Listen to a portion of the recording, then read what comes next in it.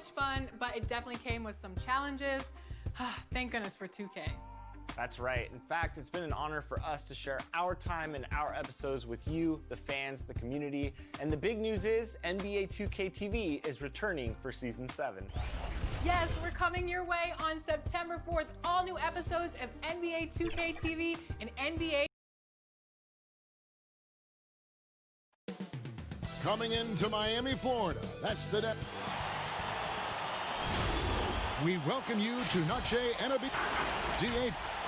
Well, you better believe it. Outstanding, David. Thank you. Here's the starting group for the Indiana Pacers.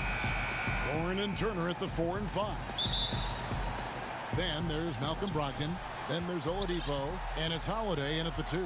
And for Miami, Jimmy Butler is out there with Jones. Then it's Bam Adebayo. Then it's Robinson. And it's Nunn in at point. And it's sent back by Turner. It's stolen by Jones. Outside for Robinson. Jones trying to get open. Good for the basket. Starting off 1 for 1 with that shot. It might be the end of the regular season, Doris, but tonight's game has postseason implications. What's better for an NBA team late in the year than to have a great test with a highly competitive group you're looking opposite? So obviously you want to play tough, meaningful games in preparation for the playoffs. This is going to be great. Playoff atmosphere, you're right. And here are the Heat now after Malcolm Brogdon's three-pointer that didn't go. 4 on the clock. Adebayo passes to Jones, shoots over Warren, and too long on the shot. Here's Indiana now. Fast break. Here comes Indiana. Holiday, the pass to Brogdon. The shot, no good. Now the Heat take it the other way. Defeated by the Hornets in their last game. They'll try to put that one behind them. And Butler gets it to go. Wow, very close to a potential and one. Butler converting through contact. It's Oladipo on the wing. Over Butler. Oladipo, good. And hitting the mid-range jumper here early gives the defense just another thing to think about. They're basically saying you're going to have to guard us at every point on the floor tonight if you're going to have any chance. Just setting the tone with an aggressive move to the rack. And where's the help defensively? To me, Greg, that's a complete lack of communication on that side of the ball. These guys need to be talking to each other. Now here is Holiday. Taking a look at his stats, he's averaging around 9.5 points a game. It's Brogdon on the wing. Here's Oladipo. And misses it off the right side of the rim.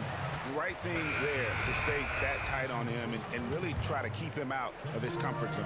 Jay Crowder's checked in for the Heat. Hero comes in for Robinson. The Pacers also with the sub. McDermott's checked in. If you're just tuning in, we played about 2.5 minutes here in the first. Adebayo kicks to Dragic. Passes to Butler. No one near him. And Crowder stays with it. How about the relentless effort on the backboards? Crowder utilizing his size to eat the window. Some tough offensive sets. They want to turn it around. Yeah, right now you just need a bucket to get some momentum. Oladipo finds Brogdon. Off target from outside. Miami leading by 6. And a player who flew under the radar last year, Malcolm Brogdon. Pacers wanted to add him over the summer. Got a hefty deal from Indiana to lead the Bucks. Exactly the kind of player that the Pacers need. Olenek, he's checked in for Bam Adebayo. And something that's troubled Indiana the last 3 years, rebounding. I think, Greg, it's probably manifested at both ends of the floor, right? Some of it's about roster construction. Some of it's about style of play. Some of it's about philosophy. But their inability to control the glass has at times had an impact on them. Here's Bitadze with the putback. He hangs in there and cashes in on the second chance points. Oh, how about the finesse there? Nice little gentle touch on the board. And you know, when you have that gentle touch, those tip-ins are easy to come by. Now, here's Dragic. 7-point differential. Butler passes to Crowder, and the officials calling for a 3-second violation. It's got to take a look at the steal numbers over the last couple months, the scope of that for Butler. I feel like he hasn't been paying as much attention to the defensive aspect of the game as he needs to. His steals have dropped over the past few months, and he needs to get back some of that fire on D. Now here's McDermott. He's a good contributor to his team, averaging about 10.5 points a game over Butler. McDermott can't get it to go. And this is a shot he can definitely make, and the defense not a factor at all. Right side, Dragic. He kicks it to Olynyk, and that's good. And it's Dragic with the assist. And their offense already in a flow. Some stellar shooting to jump out to this league. Pass to Sampson. There's 42 seconds left to play in the first quarter. Holiday with the 3. Rebound by Olynyk. Miami leading by 9. That's tipped. Stolen by Holiday. Sampson, the pass to Bitadze. It's hauled in by Hero. And here's Miami. They're on a 13-4 run right now. Good on the shot. And it's 7 points for Jimmy Butler. And they have owned the paint so far, and the score reflects it. I know it's early, Greg, but you have got to like the dominance down low. Right now, they are playing bully basketball. Boy, if you're going up against this guy in this close a range, you've got to defend with everything you've got. A tremendous job to do. And so it's Miami holding on to an 11-point cushion as we get ready to take a break. Their defense has been terrific in this game. You call me a leader, all-star, whatever you want to call. And that's what he worked for. And he works as hard as anyone, Greg, in the NBA. And you see that competitiveness and desire in his play. And we welcome you back to our special Noche Latina broadcast as the second quarter getting going right now. And for the Heat here, they've been putting on a show, guys. Well, when you control the glass, you control the second chance opportunities on both ends. And that's how they controlled the first quarter. I thought they were the much more physical team. Dragic is out there with Iguodala. Then there's Myers-Leonard. Then it's Olynyk, and it's Silva in at the small forward position. That's the group on the floor for Miami. And Miami making a change here. Nunn's checked in. Aaron Holiday is checked in for Indiana. Miami leading by 11. Silva guarded by Holiday. Pass to Olynyk. It's stolen. It's 2-on-1. Pull up Jay. That one good for 2. Sumner's got it back down to single digits for the Pacers. Well, Doug McDermott, a high IQ basketball player, understands when his teammates are open how to find them. A putback controls the rebound and puts it back up and in. Well, not sure who was responsible for the block out, but this guy got in there and dug out his points. Outside Leonard. On the pass to Nunn. Heat moving the ball around. Here's Olynyk. Leonard trying to break free. Off target at the rim. And his defense so valuable. Not many can bother that shot at the rim. Boy, you see the effort. You see the range. This guy prides himself in his ability to shut you down. Iguodala finds Olynyk. He's off on that one. So the Pacers will take it the other way. They couldn't put the pieces together, losing that last matchup with Boston. Yeah, I mean, every time out, it's a learning experience to some degree, but that's not what they were looking for. Yeah, I mean, listen, Greg, it hurts a little more when you play well and fail to close out a game. That was one they should have won. Pass to Iguodala. That'll go on McDermott. That's foul number 2 for him. Doris, you and I enjoy discussing pure scores, great shooters, but guys that can score a myriad of ways. Give us a couple of names that we don't always hear about that really impressed you. Well, one young man who I think has got an offensive game that is really continuing to grow and is quite beautiful already is Zach LaVine. But probably the best example, Kev, would have to be the multi-time winner of the six-man award, and that's Sweet Lou Williams. This guy can score against any defense. He's great in pick and roll. He has become a better playmaker, but Lou Williams is a problem to guard. As people will say, he is a professional scorer. That's perfect, yes. And Miami making a change here. Heroes checked in. The Pacers also with a sub. Jakar Sampson's checked in for Edmund Sumner. Miami leading by 7. Hero passes to Jones. Here's Robinson, and that comes off the assist by Jones. And they've repeatedly probed inside in the first half, guys, and it's paid off. Stripped away. Now running up the court, Robinson pushing it up. Banked in off the glass. And it's an 11-point Heat lead. Well, the pass to set up that bucket was terrific. Fired it right up the court. Didn't allow the defense to react in time. Nice. And Oladipo kicks to Brogdon.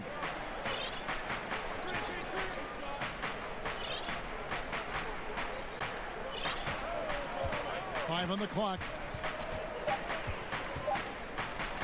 Turner trying to free himself up, and that one's good. Brogdon's got his first bucket of the night. Well, you get exactly what you want right there. Clean look, right at the cup. Nicely done. And out of bounds as the Pacers gain possession. And a quick look here at some of the numbers for Brogdon.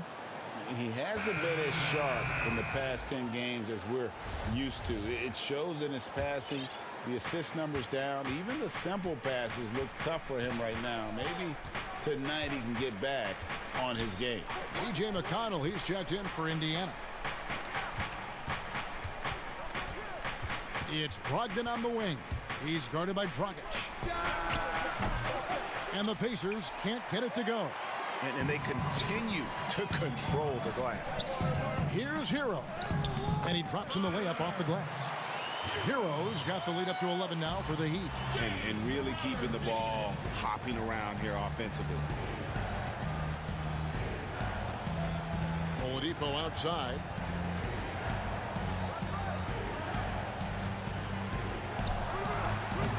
And the Pacers can't get it to go. And it's Dragic bringing up the ball for the Heat. They lead by 11, the largest margin of the game.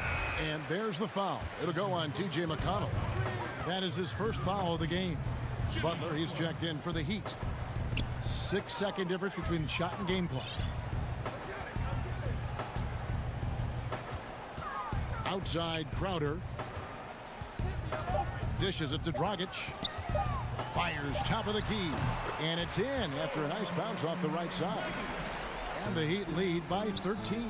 Well, coaches might discourage that kind of look, but he'll take it anyway. And so it's Miami. 13 points up at the end of the period. Okay, David, much appreciated. And now time for halftime. So we'll be back in just a... And now, the 2K Sports Halftime Show. Hey, everybody. Good. Miami did not hesitate to set the pace. Their exceptional focus and all-around execution immediately... And that does it for our halftime.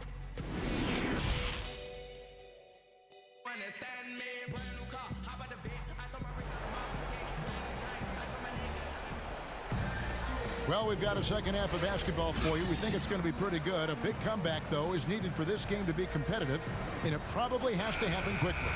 You look at Jimmy Butler. He's really been playing well. You just love the patience in that first half. Waited until he got the look he wanted. You know, as a coach, you can preach good shot selection, but it's up to the players to execute, and this guy has done just that. And on the floor for Nate McMillan starting the second half. Warren and Turner at the 4 and 5. Then there's Victor Oladipo.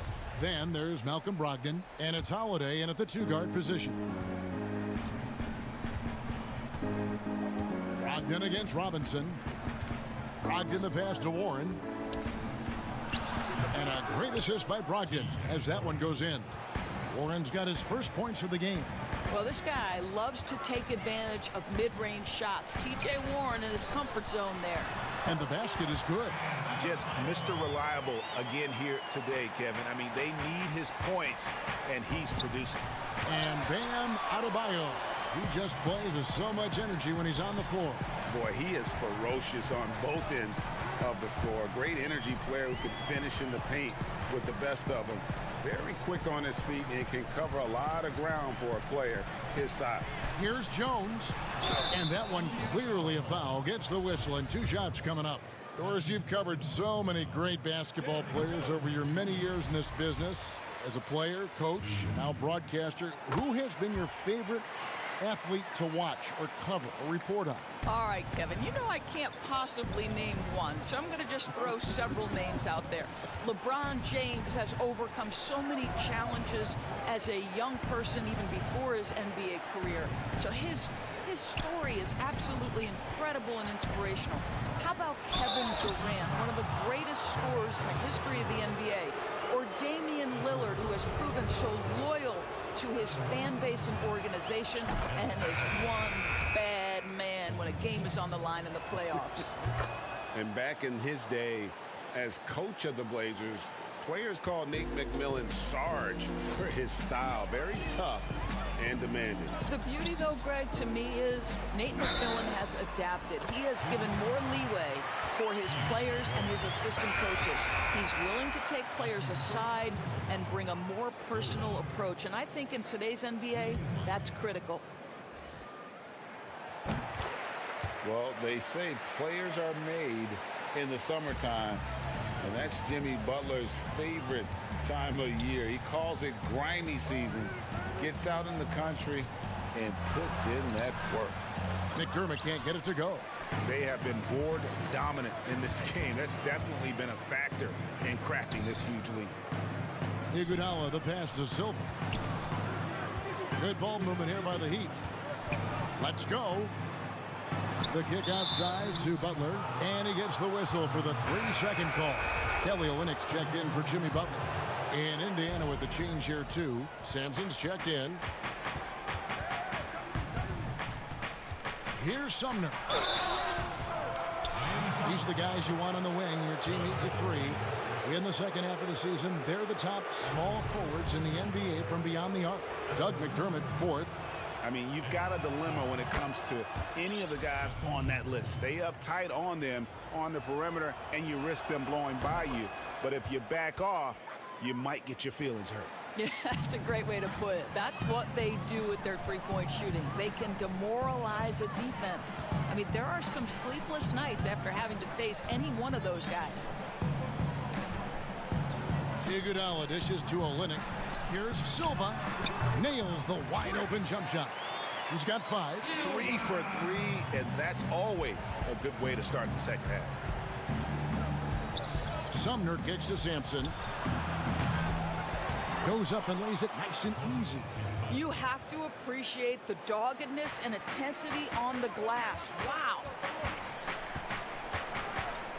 Here's Iguodala. Got a piece of it, and he recovers it. Right side, Leonard. He can't get that one to fall. So the Pacers will take it the other way. And they're off to Philadelphia after this game as they'll take on the 76ers. That'll be the second of this 2-game road trip. And out of bounds as the Heat gain possession. And now a look at Kelly Olynyk. Some numbers on him. How last month turned out for him. He's getting around 8 points a game, 3 rebounds, and 2 assists.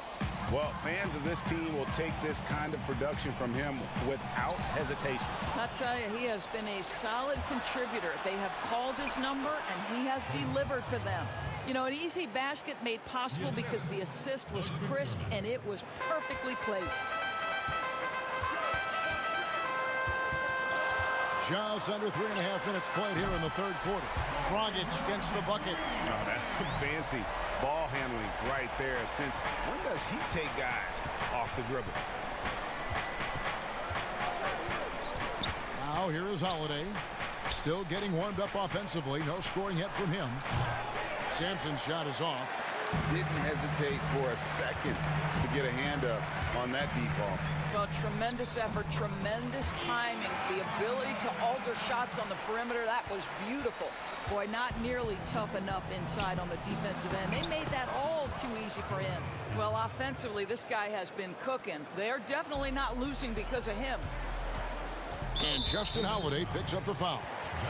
That's his first foul. And some changes here for the Heat. Bam Adebayo comes in for Leonard. Robinson is subbed in for Andre Iguodala. Pass to Adebayo. Here's Hero. He's guarded by Brogdon. The kick out to Crowder from the corner. Good, and the assist goes to Robinson. And the Heat lead by 17. Well, so quick off the pass. I mean, Crowder timing that shot perfectly, staying one step ahead of the defense. The Heat have gone 6 of 8 on field goal attempts in the third. A 75% clip. Here's Hero. Guarded by Oladipo. Outside for Robinson. Oladipo against Adebayo. It's not going to go for him. Nice D from Warren. McConnell in the corner for 3. No good that time. Here's Hero. And that shot was up in time, but doesn't go in. And so it's the Miami Heat out in front by 17 points at the end of the quarter. A look at the field goal percentage numbers tells the story of what tough defense they're playing today. We'll return shortly. While we have the chance now, folks, let's go to our State Farm assist of the game. And the definition of teamwork right there, guys. I mean, what great communication between them, and what a beautiful feat. And, Greg, nothing better than chemistry, right? Working together to create a bucket. And as we head into the fourth, we'll see if there's a comeback in the works or if it's more of the same from the first 3 quarters.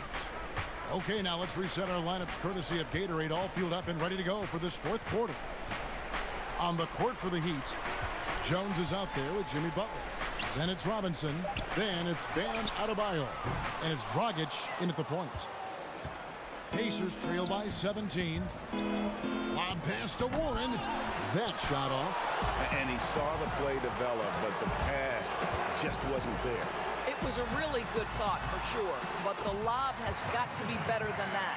And he just big-boyed it right there. The height advantage he's got down low, really difficult for them to defend. Brogdon the pass to Turner. Brogdon kicks to Holiday. Right side Turner. Back to Holiday. Pass to Brogdon. Lets it go with a 3. And once again off the mark by Indiana. I'll tell you, you hate to pin this on one person, but his inefficiencies at the offensive end are holding this group back. Here's Brogdon. Guys are looking for a spark here. Yeah, a cold stretch offensively for sure. Holiday against Adebayo. Back to Holiday. Kicks it to Oladipo. And there's the pass to Brogdon. 4 on the shot clock. Fires from deep. Oladipo misses. The Heat leading by 21. Passes it to Dragic. Brogdon against Butler. Back to Dragic. To the paint. Here's Jones. That's in, coming off an assist from Dragic. Of course, you've accomplished so much in your award-winning career. What was your first experience in broadcasting? Kevin, my first experience was I left coaching, and they put Providence College women's basketball on radio. That was the first ever game I got to call. It was so cool. Tell me yours. What was the very first? Did you study this? How did you get into broadcasting? I did. Our high school had a radio station, and the first basketball broadcast was underneath the bleachers, looking through popcorn boxes and legs of the people that were standing in the bleachers so that I could see the court from the basement. Amazing. Because that's where the telephone cables were to plug in our equipment. And wow. I was 16 years old. Incredible. I remember it very well. Incredible. Yeah, and ever since halftime, they played precision basketball offensively. I got to believe that's something the coach talked to them about at the halftime. They have valued each possession. 1:53 left in the fourth quarter. And the foul on Victor Oladipo. That is his first foul of the game. Doris, when you look at the success of international players, and the league has a litany of very good international players, Doncic being the latest success story. Is the perception changing about these kids when they come from overseas and play in the NBA?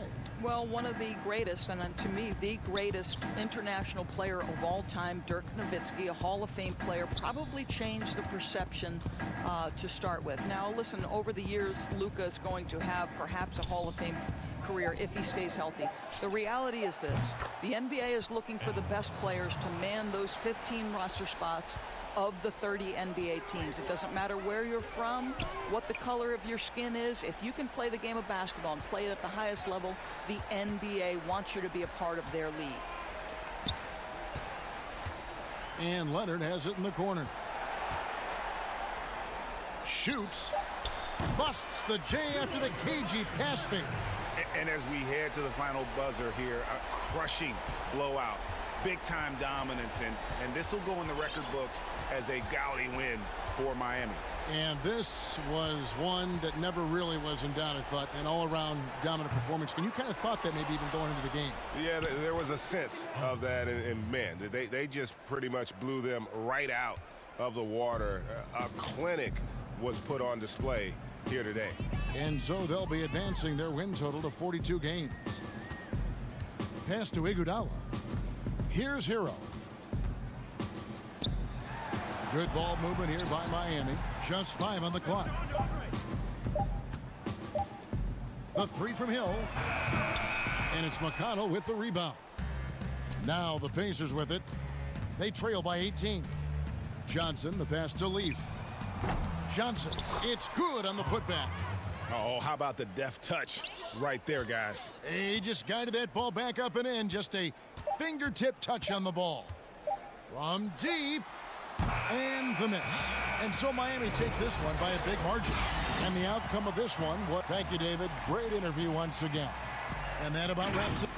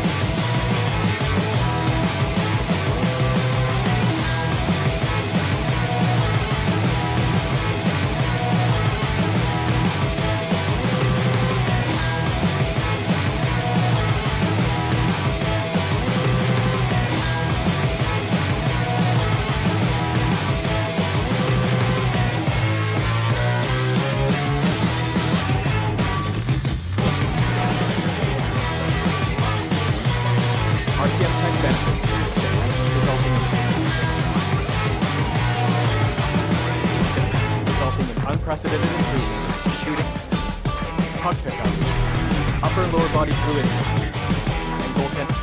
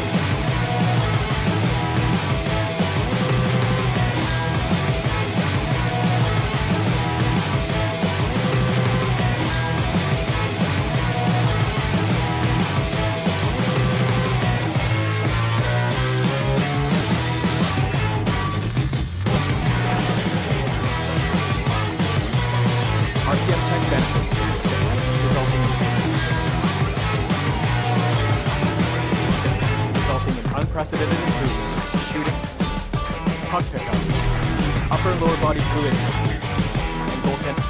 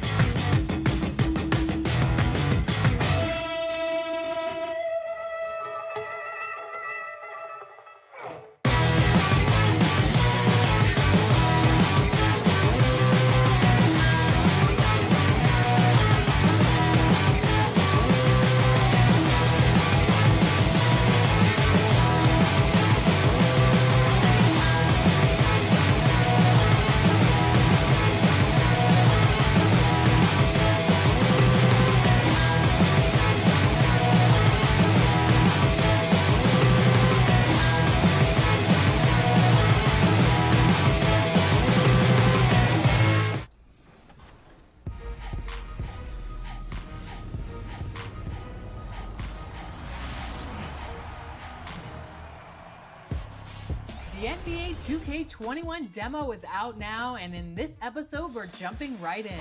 Plus, we look back at our best 2K TV moments of 2K20. And first looks at what's coming up in my team for 2K21.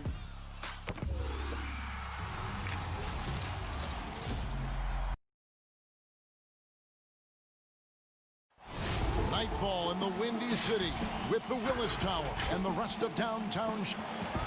Let's quickly take a look at the standings out east. The season nearly complete. Look at Indiana. If the playoffs started today, they'd hold the number 5 seed. Of course, they're looking to build on that. And, of course, the Bulls. Quite a few spots down the ladder right now. Yeah, but checking out Chicago, this has been a season I'm sure they'd like to forget. And luckily, they'll be able to do that soon enough. You know, maybe they'd like to forget it, but there are lessons to take from it as well. I mean, the mistakes they've made this year can't be repeated if they want to get a taste of the postseason anytime soon. Here's the starting group for the Indiana Pacers. Warren and Turner at the 4 and 5. Then there's Oladipo. Then there's Malcolm Brogdon. And it's Holiday in at the 2. And for Chicago, Levine at the 2 with Porter at the 3. Markkanen and Carter are up front. And it's White in at the 1 spot. Just 5 to shoot. The shot by Turner no good. Chicago with the ball. Last game matched up with the Magic. A tough loss there. Conference rivals in this one, Clark. Does that matter as much as people think, or is it just another game?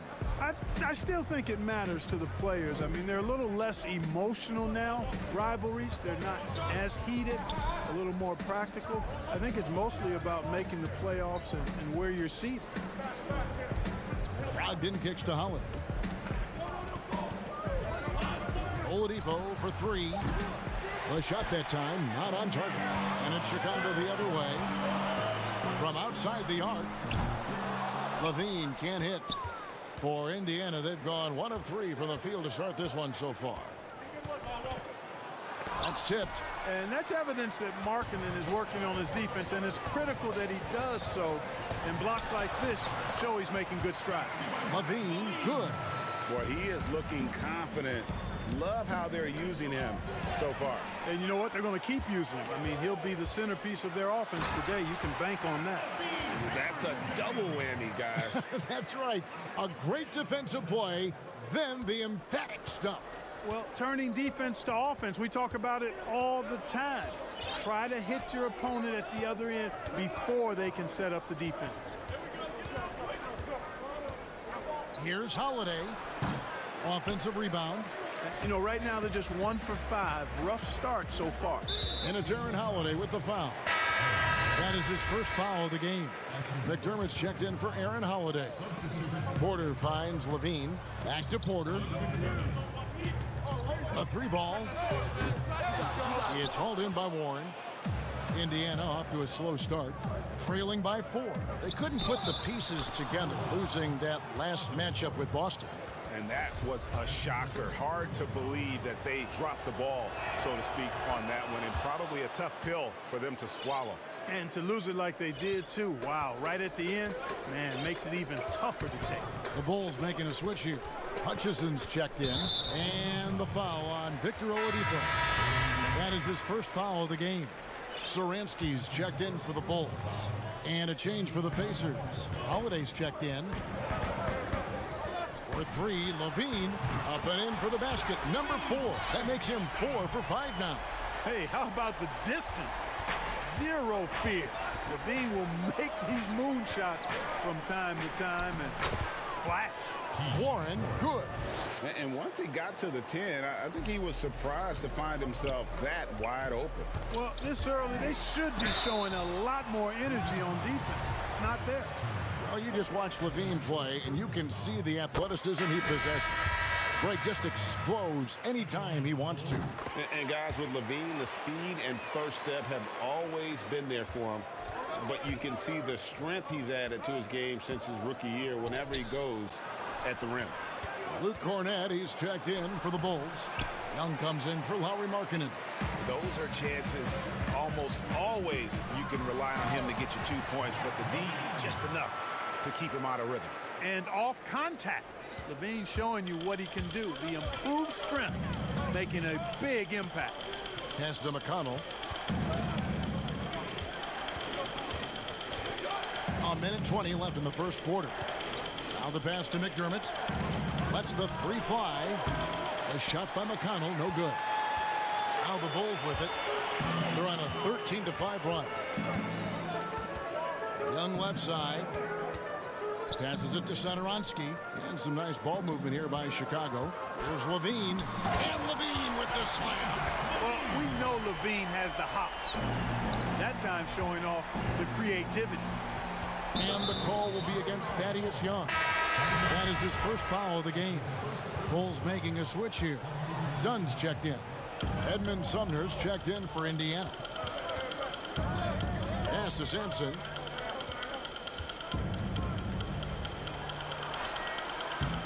The shot off that time. Dunn with some nice D. Cornette passes to Levine. Count that one as his 7th make in 8 attempts. A scorching 88%.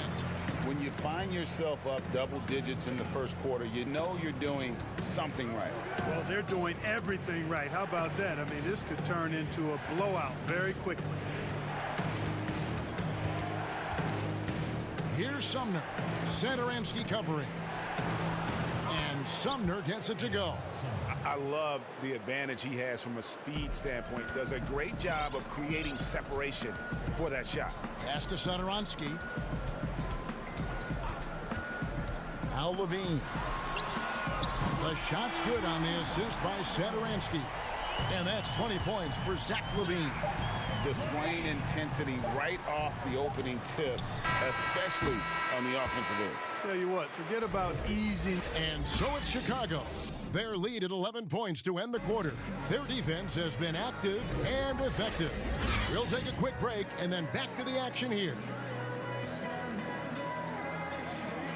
We welcome you back to Noche Latina. Becoming an annual tradition is always here on 2K Sports and always exciting. And the Bulls guys have been rolling right along, haven't they?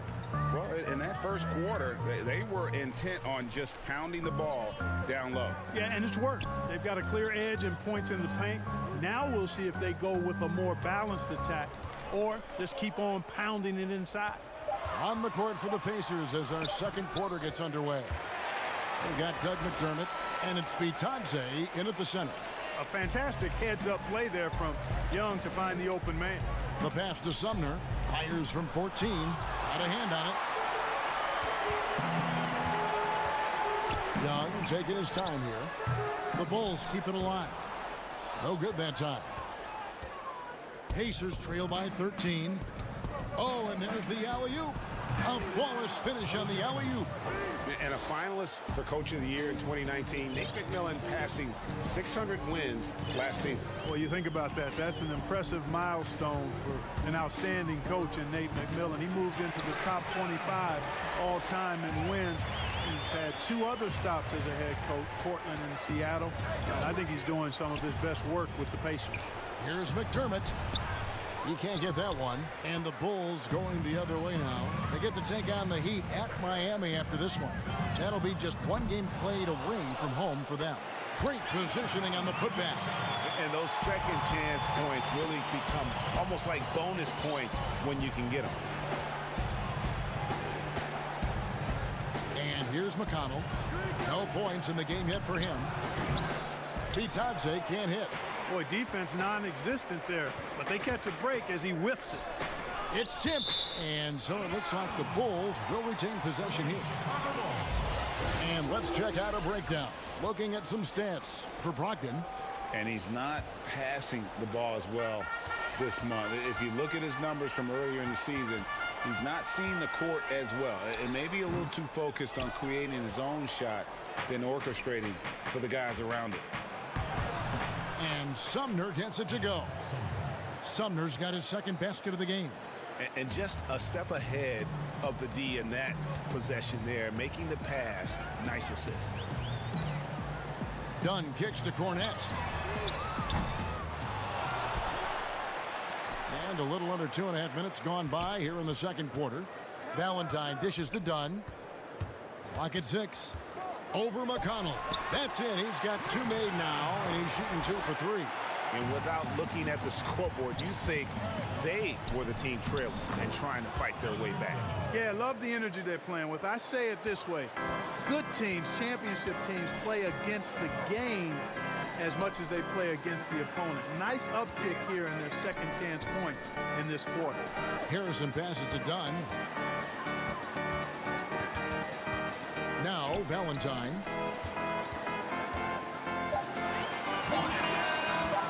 Releases. That one, no good. So Indiana will take it the other way. And with the playoffs ahead, some have argued for a play-in tournament, Clark, to determine the 6 through 10 seeds. What do you think of that? An interesting concept. In theory, it certainly might allow for more teams to be engaged down the stretch. You know, with Adam Silver, he's very much interested in seeing how to make the game better in every way. So there are no sacred cows. Just because it's been done one way before doesn't mean that he's not looking at ways to change it for improvement. And keep that fan base really interested. Yeah, that's a big part of what's made the league as successful as it has been worldwide. From the sideline, let's catch up with Hall of Famer David Aldridge. Well, Kevin, there's not a lot of NBA players who come from Finland. Now there's Lauri Markkanen. Before him, there was Hanno Matala, who was actually Lauri's high school coach. Markkanen is soft-spoken and family-focused, but he says everything starts from basketball. All the decisions I make are based on if it helps me on the basketball court. Kevin? Terrific attitude, David. Thanks. The shot by Markkanen, nobody around. And again, Chicago, no good. It's tipped and stolen by White. Here's Carter, and it's blocked. What a play as he just snatches the shot out of midair. Outside Turner. It's Brogdon on the wing. He's guarded by Markkanen. The shot by Brogdon, no good. The Bulls leading by 11. Just 1 second between the shot clock and game clock. Gets it to go from beyond the arc. White's got himself going with the triple, his first basket of the game. Pacers have gotten a little under 50% of their second quarter shots to find the mark. 4 of 9 all told. White against Brogdon. Oladipo outside. Three-pointer. And the last second attempt does not go in for him. And we've... It's the 2K Sports Halftime Show. After one half of play, Chicago holding the upper hand after the first 2 quarters. They lead by 14. Kenny, what do you think? And...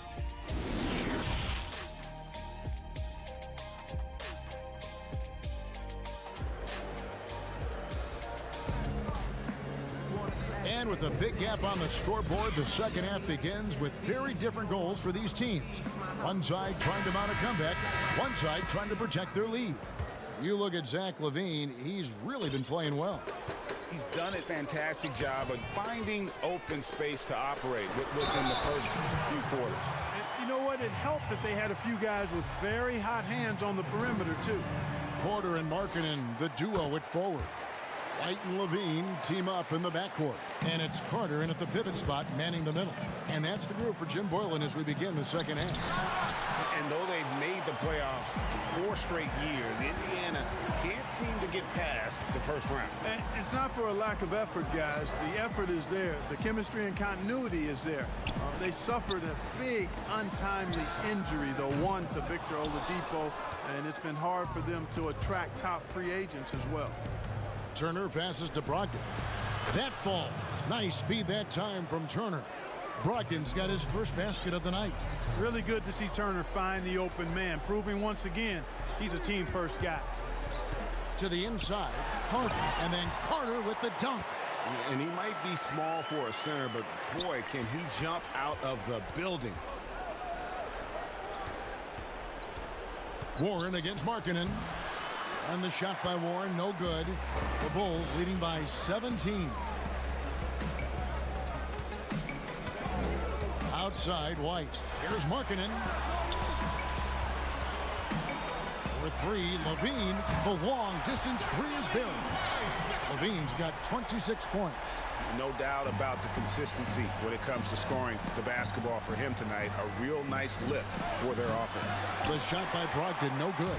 And they're 1 of 4 here to start the second half. Levine against Howard. Unloads. Markkanen. And Markkanen on the follow.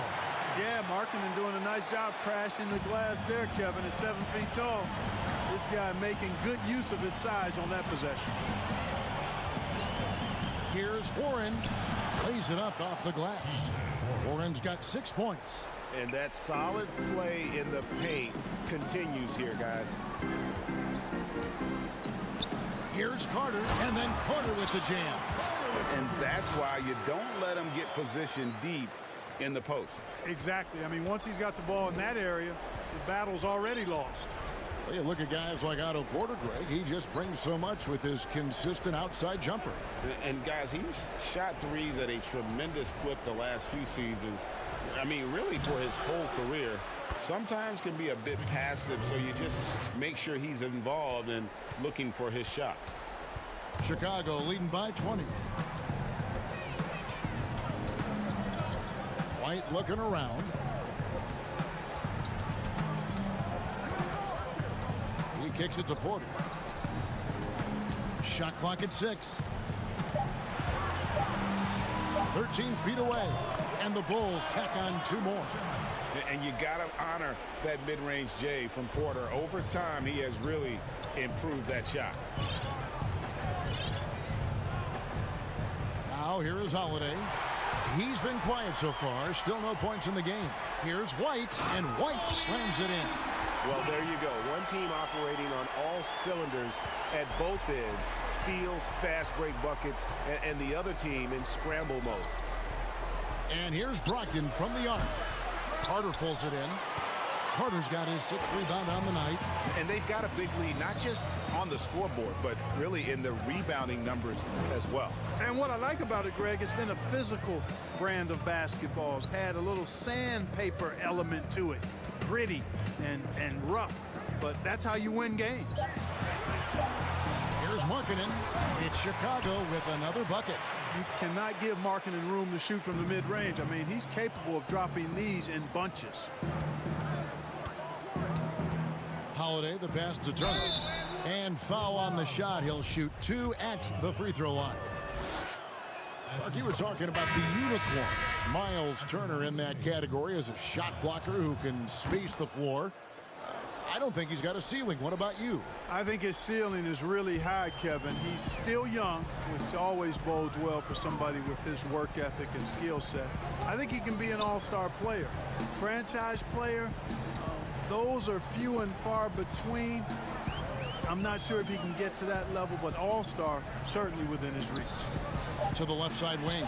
Chicago needs to get off a shot here. 8-second difference between the shot clock and the game clock. Uses the glass to finish the layup. Sumner's got 6. Yeah, I'd like to see more passes like that from McDermott, especially when guys are open. 17 seconds left in the third. Passes it to Harrison. Down low. Here's Cornette. Keeps it alive. Young on the follow. You know, you look at Thaddeus Young, his motor on display there on the boards. One of the reasons he's carved out such a productive long NBA career. And so it's Chicago, finishing the quarter up by a whopping 24 points. From the field, they have been outstanding, amazing. And while we can now, let's take a look at today's State Farm assist of the game. And he's always been the favorite to bag this honor. These kind of feeds are his bread and butter. Well, you can't run away from the DNA. When he's running the show, he makes sweet highlight reel plays night in and night out. And we reach the fourth quarter in a game that may be already out of hand. All fueled up and ready to go. Let's reset the lineups courtesy of Gatorade for the fourth quarter. On the court for Indiana, they've got McDermott, and it's Holiday in at the 2. Dunn dishes to Carter. Dunn outside. And then Carter with the jam. And, you know, it's one thing to get the offensive rebound, but then how about the loud bucket he's able to convert? He was in perfect position under the hoop, Greg. You're right. Once he gets his hands on the miss. That's exactly why it's important to work hard on the offensive glass, fellas, for chances just like that. Well, so often we see this, transition buckets off turnovers. And we know turnovers are painful and costly. You get loose with the ball on one end and get punished on the other end. McDermott finds Holiday. Clark, a lot of coaches like to run their offense through centers. Any names you can think of who you'd be comfortable running your offense through at that position? Well, just because I've watched him and loved his game since locking into him, Jokic. Yes. Man, can he pass it. He can shoot it. He can score it inside. He's got such excellent hands and touch. He's at the top of the list. DeMarcus Cousins, big guy that can shoot it and pass it as well. And Marcus Hall is also in that list. Yeah, you'd feel comfortable with any of those guys holding the ball, distributing the ball, wouldn't you? No doubt.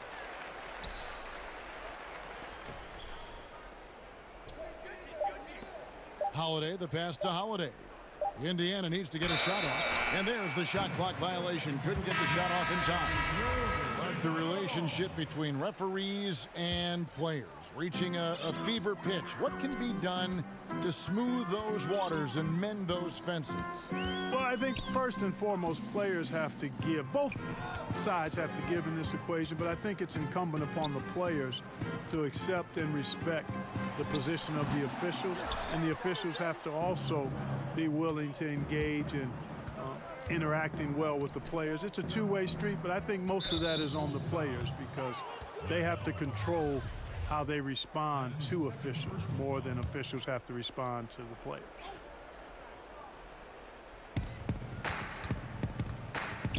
Now, here's McConnell. Dunn covering. Here's Leaf. There's the dish to Holiday. Shot clock at 3. They could use a bucket. He lays it in. Holiday's got his first 2 points. Not much resistance from the defense. Easy play that time for him. Now Dunn. And there's the foul. It'll go on T.J. McConnell. That's foul number 2 for him. You know what? You've got to always be in control of your emotions. Straight frustration right there, and I agree with you. Self-control of your emotions, a must-have if you're going to play winning basketball. Here's what Chicago's going with right now. Luke Cornett, he's checked in for Wendell Carter. And it's Harrison in for Dunn. It really does make the game easy for your teammates when you can lead them to the rim that well with a pass. And so Sadaransky will bring it up for Chicago. Here in the fourth, they've allowed just 4 points. And that's an intentional foul. But for a while now, you and I were just talking, we've had a rule that a team cannot go without a first-round pick in consecutive years. Could it be time to lift that restriction? I certainly wouldn't mind discussing lifting the restriction, but I like it as it is on the books because it does lend itself, I think, to competitive balance. And that's important in the strength of a league. Clock at 4. Valentine passes to Gaffney. And the Bulls with another miss. The Pacers have gone 2 for 5 on field goal attempts in the fourth quarter. Well, guys, this was never really a contest, just a total obliteration, if you will. And you can safely say mission accomplished now for Chicago. You don't see this kind of a blowout often, but tonight this is a quality win across the board to deliver out this kind of punishment. They definitely never changed the approach. They just kept after it and showed they were clearly the better team in just about every single category. And you can mark this one down in the W column. It'll mark their 23rd of the season. And what a tremendous standout performance it was for Zach LaVine.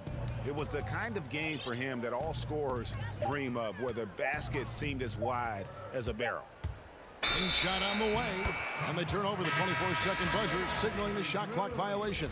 Chris Dunn's checked in for Sadaransky. The Bulls have gone 3 of 7 from the floor in the fourth.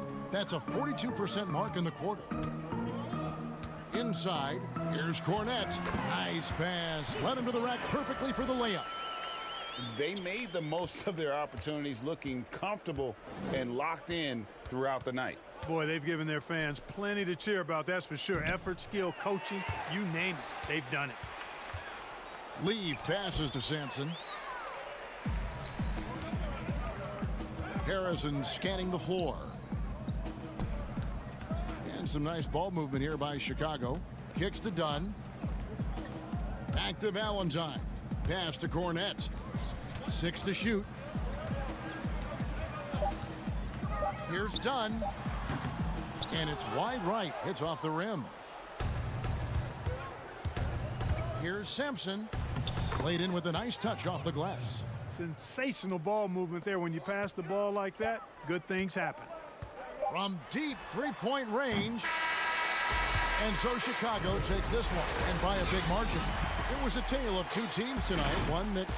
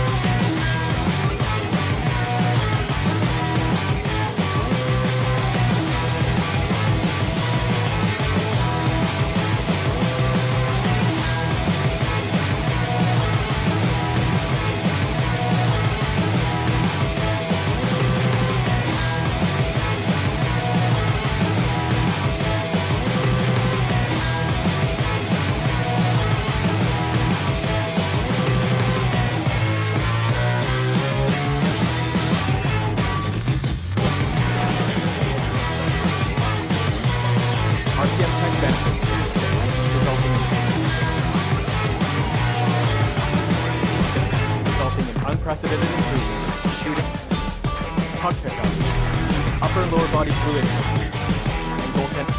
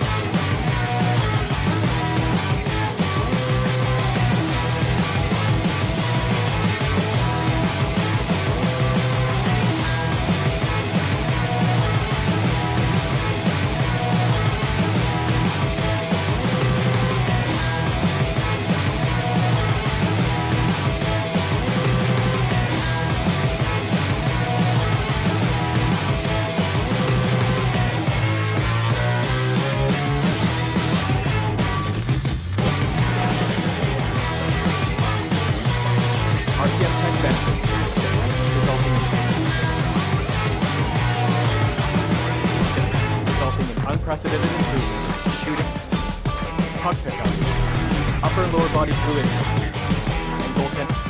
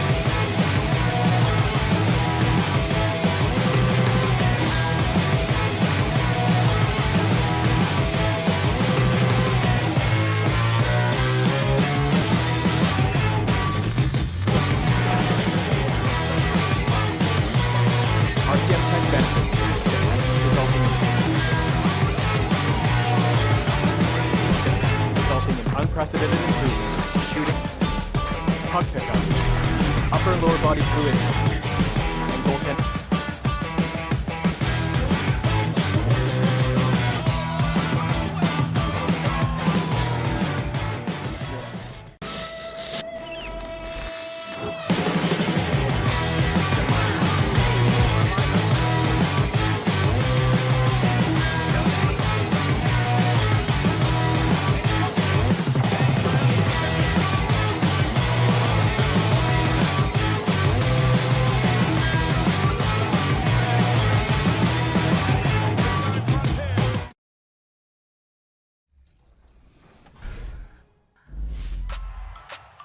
The NBA 2K21 demo is here.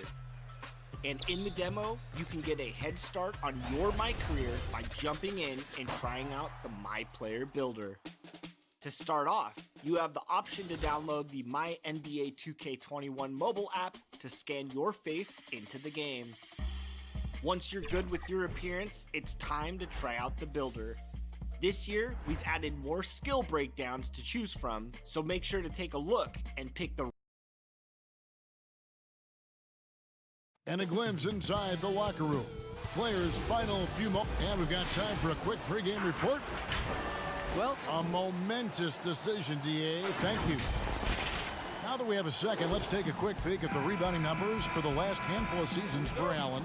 On the boards, he's been a much bigger presence these last few years than he had been prior. And he can be counted on now to make an impact with his rebounding. And that's a product of all the work he's put in down low. Here's the starting group for the Indiana Pacers. Warren and Turner at the 4 and 5. Then there's Malcolm Brogdon. Then there's Victor Oladipo. And it's Holiday in at the two-guard spot. And for Brooklyn, Allen is out there with Lance Thomas. Then there's Karis LeVert. Then it's Joe Harris. And it's Chiozza in at the point guard. And for the Nets, team dinners, you go to their practice facility, a beautiful rooftop space for team gatherings. Building chemistry is a focus for this franchise. And that's not surprising, Greg, given that their front office is part of the San Antonio Spurs tree, so to speak. So staying connected as teammates, especially valuable in today's NBA. Love the culture here.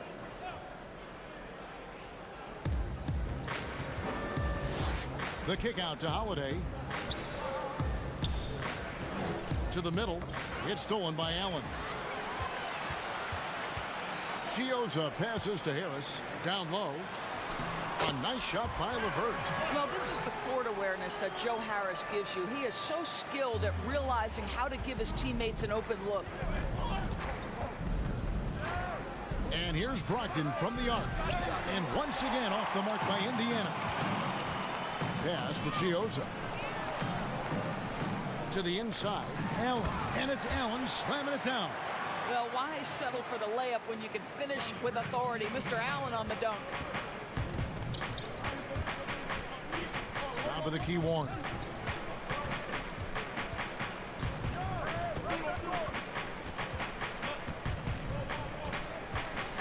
Right block shot. And the bank shot is good. Well, you like the effort of T.J. Warren, capitalizing when he's shooting in the painted area. On the wing, Harris. To the paint, here's Thomas. Basket is good, the assist from Harris. You know, outstanding start. You've made 3 of your first 4. For Indiana, they've gone 2 for 4 from the field so far today. Stolen by LeVert. And they're running. Here's Thomas. Launches it. Pass to LeVert. Nice ball movement by Brooklyn. On the wing, Harris. Guarded by Oladipo. And the clock. A fader. And it's Brooklyn scoring again. A lot of opinions, Doris, on who may be named the coach of the year. When you look at the criteria for you when you're voting, what do you look at? Well, obviously, you think about who has the best record. That's the first thing you look at. And what has contributed to that best record. But it isn't only about that, right? You have to consider, number one, what's the roster challenges that head coach may have had to overcome? Did he have to deal with any mid-season trades? There are so many things that go into making up a great year as a basketball coach in the NBA. So many things. The Pacers shooting their first free throws of the game right now. That free throw good from Brogdon. So an entirely new group in now for Indiana. Brogdon hits them both. And this Pacers franchise, 6 ABA championships, but none so far in the NBA. Well, Greg, they haven't been there very much, right? Their only finals trip came back in 2000. It took a Lakers squad led by Shaq and Kobe to 6 games. But ever since, they've been chomping at the bit to try to get back. Now here's McDermott. He's a good contributor to his team, averaging about 10.5 points a game. Brogdon the pass to McDermott. Now here is Holiday. Indiana shooting their 3rd and 4th free throw attempts of the game. The first one falls. The Nets had to be so judicious and so smart with every move they made because they did not have top draft selections. So you have to use cap space to acquire picks. They had to find sleepers in the draft. They had to find players who were probably undervalued and then develop those players. This is an organization that used every tool at their disposal.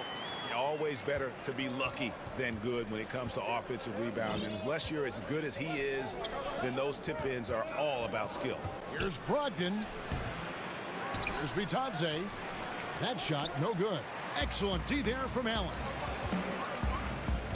Here's Luwawu. That will not get it done. He's 0 for 2. Now here's McDermott. He's guarded closely. Off on the layup. Boy, this guy is a good finisher, so he misses a chippy. That's tough to take. Here's the break. McConnell in the corner. Back to McDermott. Passes it to Bitadze. And really the defense fouling there to prevent the layup, but that's exactly what you need to do. And he's got his first free throw of the game. And the first one at the line is good. The Nets making a switch here. Crawford's checked in. Jakar Sampson's checked in for the Pacers. Edmund Sumner comes in for Malcolm Brogdon. Yeah, they got that one, but early on, it's really been a struggle for them to secure that defensive backboard. That is a product of pure effort, guys. I agree, and that's nothing new coming from him, GA. He loves going to work on the rebounding, going to work on the board. What about the decisive finish? Great timing, tremendous force. McConnell passes to Bitadze. Here's Sampson over Johnson. And no good on the last second attempt this time. At the end of one, a closely contested game so far. Nets out in front. They're up by 3. And we'll get the second quarter underway on the other side of this break.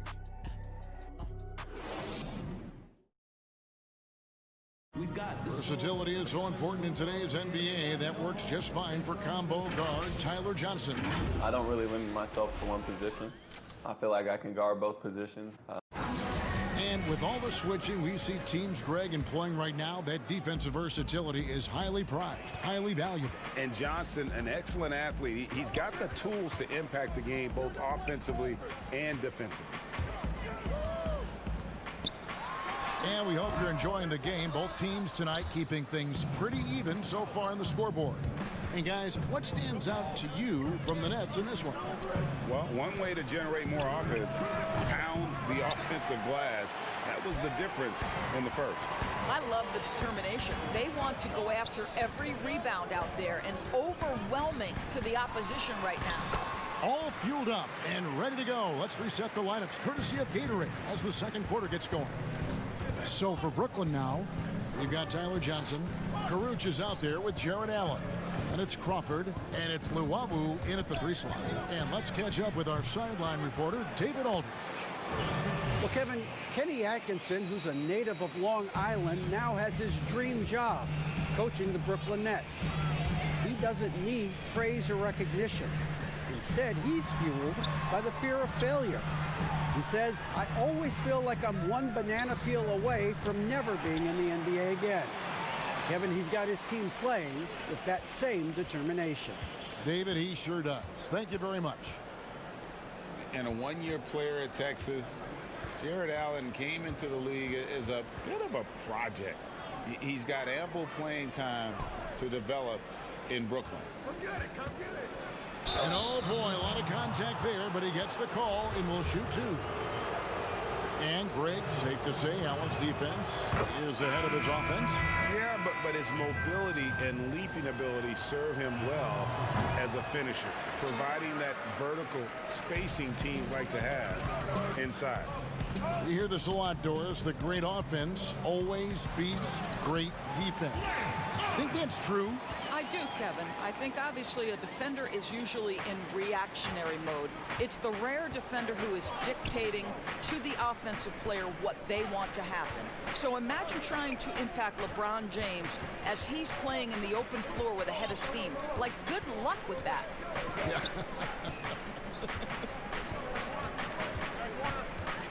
Shoots from the high post. From past the arc. And it's Chiozza with the rebound. Looking at the last game for the Indiana Pacers, it was a loss to Boston. Here's Caruch, and the layup's good off the glass. Caruch has got the lead up to 8 now for the Nets. And if you look at this first half, overall, they've just had the better shot selection. And I think obviously we see the execution and the willingness to make the next pass so important. Enzo Thomas will bring it up for Brooklyn. They went to Indiana for their last meeting with the Pacers and came out with a win. And they had to scrape and claw to get the win the last time these two teams went head-to-head. It came down to a few key free throws at the end. And I like that they're not settling, hitting the ball on the interior. 8 of their last 10 coming that way. Well, that's his second foul. Does he take a more cautious approach here the rest of the half? Garrett Temple has checked in for Jamal Crawford. The Pacers also with a sub. Justin Holiday's checked in for Edmund Sumner. Here's Holiday. Good D by Thomas. The defense ready for him on that possession. They had to be, because he is so strong in the paint. Pacers trail by 10. Lob pass to Warren. And it goes out of bounds. That one's off Holiday. Let's see what the Brooklyn Nets have coming up. On Friday, they'll face off against Paul George and the Los Angeles Clippers. And then on Sunday, they continue the road trip, heading out to Sacramento to take on the Kings. And for that matchup with the Wizards, that's a contest that could easily go either way. Small mistakes could be the difference, and both teams will need to be at their best. Here's Oladipo and Thomas with the block. Here's Chioza, guarded by Holiday, and it's in there. Well, if it ain't broke, don't fix it. They keep getting it in the paint and continue to score consistently. Trying to end the drought. Count it.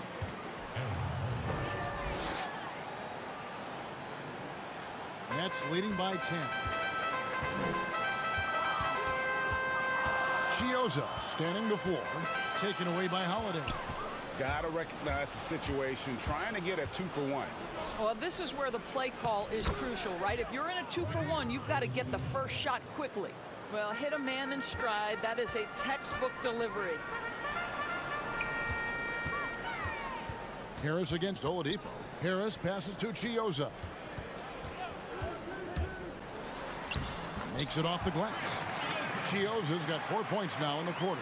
Pick works well there. Not much resistance from the D. It takes incredible effort to stay connected to the hip of the offensive player. You've got to want to work. Shot and game clock separated by 5. To the middle. And out of bounds as the Nets gain possession. The Pacers making a switch here.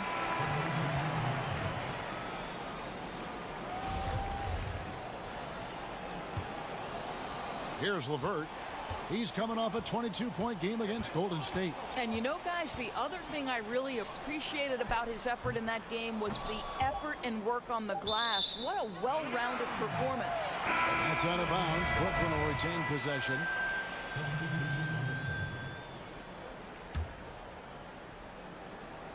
Here's Johnson. Allen. And so it's Brooklyn with a 10-point lead. Some breathing room heading it. And now, the 2K Sports Halftime Show. Greetings to each and every one of you. Brooklyn found themselves in a close game in the first. They did jump out to a lead in the open. And that's a wrap for our halftime.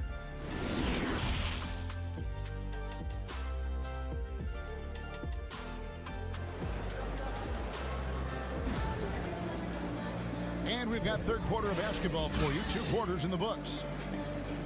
Well, think about the Nets' Kenny Atkinson, a finalist last season for NBA Coach of the Year. This young coach got a well-deserved contract extension. And what I love is his team competes at a high level every night.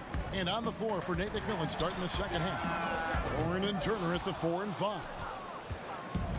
Then there's Oladipo. Then there's Malcolm Brogdon. And it's Holiday in a 2-guard. Oh, and they get in the way of the alley-oop. Not to be. Good play defensively. And wrestling for it there, but no one has possession. We'll have a jump ball. And Doris, you think about how hard this Brooklyn team competes. I think they take right after their head coach. I don't think there's any doubt, Kevin. Coach Atkinson is still willing to get on the court and jump into drills with his players. Let's remember, going back to the early days of his career, he was a player development coach. And before that, yes, he even played. That effort and willingness to break a sweat very much reflected in his group. And it's Brogdon off the drive. Stolen away. Nice job to interrupt the alley-oop attempt there. Here's Allen. Banked in off the glass. Allen's got 8 points. Boy, that's a little bit of toughness and concentration. Jarrett Allen under duress of the defense. Nicely done. Now Brogdon. They count on his contributions, currently providing 16.5 points a game. Thomas against Warren. 6 on the shot clock. Outside Turner fires for 3. That shot missing. And all you got to do is look at the rebounding margin as to why they hold the lead. Well, they've absolutely dominated that category in this one, and it's reflected in the score. Big miscommunication on defense. He recognizes it and quickly takes advantage. And that's typical of this guy. He's always reading the situation, reacting quickly, and capitalizing. And the Nets making a change here. Crawford's checked in. The Pacers also changing it up. Edmund Sumner's checked in for Oladipo. And it's T.J. McConnell in for Aaron Holiday. That'll be a 5-second call. And let's take a look now at LeVert's numbers. The last 10 or so games, he has been remarkable. 11th in scoring, and he's as opportunistic as anybody defensively, ranking among the top 15 league-wide in steals per game. And yeah, one of the most dangerous scorers in the game. He's already come up big in some key games this year. His teammates really feed off his presence, I think. And it goes out of bounds. That one off Turner. And here's a look at some numbers for Brogdon. He hasn't been as sharp in the past 10 games as we're used to. It shows in his passing. The assist numbers down. Even the simple passes look tough for him right now. Maybe tonight he can get back on his game. I think the Indiana Pacers, as an organization, a team that tries to grow its own superstars. Miles Turner certainly a guy in that conversation. The 11th pick back in 2015, he has gotten better every single year. Shoots from 8. The kick out to Warren. Off target with his 3. Boy, he won't miss many from that spot. The defense gets lucky there. Count it, good. And the Nets lead by 15. And Doris, you look at Turner's input. It's definitely at both ends of the floor. No doubt, Kev. Turner was the league leader in blocks last season. He became a much more efficient three-point shooter. And now, all of a sudden, he's becoming a better facilitator out of the post. Just great development. The drive by Allen. Kicks it out to Crawford. The Nets working the ball around now. And stolen by McConnell. Sumner passes to Turner. Lays it up off the glass. Turner's got his first bucket in this one. The ability to play through contact is so important for Miles Turner. He's got the size and strength to finish through it. Allen, that's good. They're finding lanes to the hoop now with consistency. 5 buckets in a row from the paint. They've been struggling here on offense. Yeah, a bit of a dry spell for sure. And the foul called on Jared Allen. That's his 3rd foul of the game. Tyler Johnson, he's checked in for the Nets. And a change for the Pacers. Doug McDermott, he's checked in for Malcolm Brogdon. And there's the pass to LeVert. Back to Crawford. Kicks it out to Johnson. From 18 feet away. Another one falls for Brooklyn. Yeah, a big part of this run here has been their ability to score from mid-range. Pass to Sumner. Now here's McDermott, guarded by Crawford. Launches a 3, and Doug McDermott with the 3. McDermott's got his 2nd basket of the night. Well, we know that McDermott came into the league with a reputation as a dead-eye shooter. Get your hands up and contest, or he'll make you pay. There is an imagination, a creativity. This guy's passing drives the offense. McConnell kicks to Sumner. No good on the triple. The edge on the glass is the difference. It's allowed them to build this lead. And he'll shoot free throws here. Clearly fouled on that shot that time. The whistle blowing. Well, Tyler Johnson can get into the lane. He can find his way to the free throw line. This guy understands how to draw contact. Good on the 2nd free throw. Now, here's Oladipo. 6 points for him. Kicks to Sampson. Right side, Holiday. Pass to Sampson. Right side, Holiday. Shot clock at 5. A rebound by the Nets. Allen's got his 5th rebound in this one. No good. And so it's Brooklyn. Feeling good about their 17-point lead heading into the break. They've got their field goal percentage to thank for that. They've been hot from all over the floor tonight. Back right after this.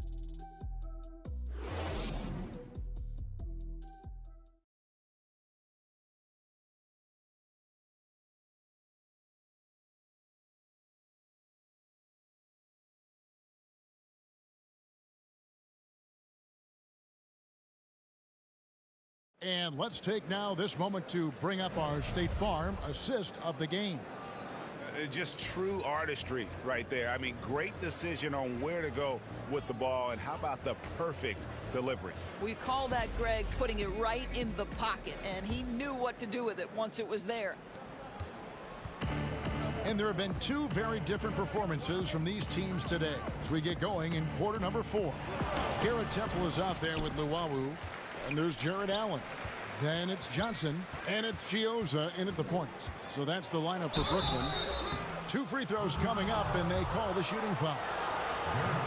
And you hear it all the time about how they say reaching the top can be the easy part. It's the staying there that's the true challenge. And Victor Oladipo achieved stardom, but has to make his way back after his knee injury in early 2019.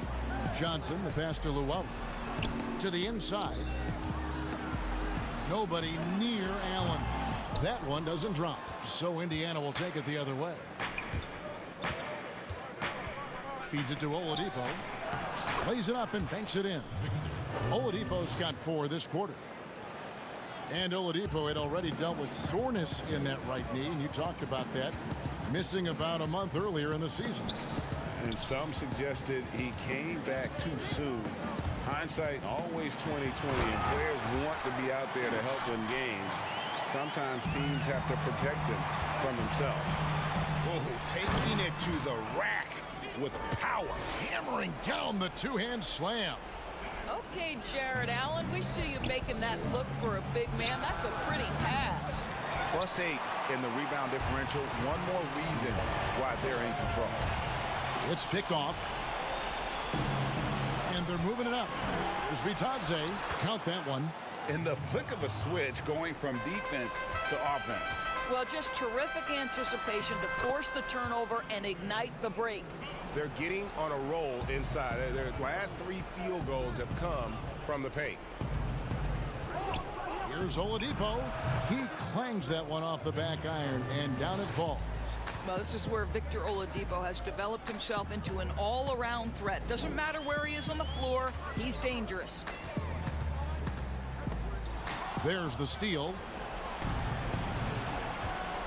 Holiday attacking. Doris, if you were going to build a team around one player, who would that player be? Well, I think because of his age and continued growth opportunity, I would probably say Giannis Antetokounmpo. He's playing at an MVP level. He's still got another decade where he's probably in the peak range of his playing capabilities. And the reality is Giannis still has so much growing to do. He's a force at the rim. He continues to build that three-point game. And Kev, once he gets that in-between game, he will be unguardable. Can't argue with that at all. Oladipo, good. I'll tell you, you've got to guard Victor Oladipo at all times. This guy has a ton of confidence in that deep range. Here's Luwawu. Another one falls for Brooklyn. And when the score is as lopsided as it is, and you can see they smell blood in the water, my man is going for the jugular. 2 minutes. He lobs up the alley-oop pass, and out of bounds as Brooklyn gains possession. So for the Nets, Lance Thomas, he's checked in for Luwawu. Joe Harris comes in for Garrett Temple. And Karis LeVert subbed in for Tyler Johnson. Indiana also making some changes.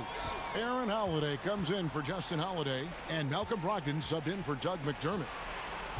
Here's Allen. And the rebound goes to the Pacers. Bitadze's got 5 rebounds tonight. And the foul called on Jared Allen. That will get him his 4th foul of the game. Turner's checked in for Indiana. Warren comes in for Jakar Sampson. Holiday, the pass to Brogdon. The shot from the low post is good. Well, everyone's seeking those high percentage looks in the restricted area. Nicely done there. It's LeVert on the wing, guarded by Holiday. A minute 20 left in the 4th. LeVert against Warren. Allen. Good work defensively by Turner. Pacers trail by 14. And clearly, we will not be witnessing a spirited comeback tonight, albeit as exciting as that would be. This was an excellent all-around performance for the Nets. When you consider the difference in their field goal percentages, the team has to be happy that this wasn't a bigger loss. This team was on fire. Yeah, Kevin, it's always frustrating when you can't throw a rock on the ground and the other guys just can't seem to miss. And so taking a look at their season record, this will be win number 31 on the year. And you know, guys, what a nice performance it was for Jared Allen. Every time he shot it, it seemed like it was going to drop in. And if it didn't, everyone was surprised. And a new group out there on the floor for the Nets. So an entirely new group in now for Indiana. TJ Leaves checked in for Turner. Jakar Sampson comes in for Warren. Johnson, he's checked in for Oladipo. And Edmund Sumner's subbed in for Aaron Holiday. Here's Luwawu. It's rebounded by Indiana. Johnson outside. Over Johnson. Indiana again missing. And if that's the best look you can get on a possession, what a waste of a trip down the floor.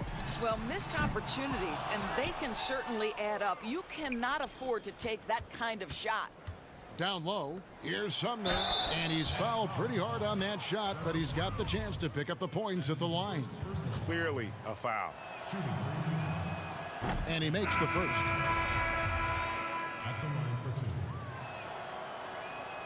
That's also good, so he hits both free throws. Anderson outside.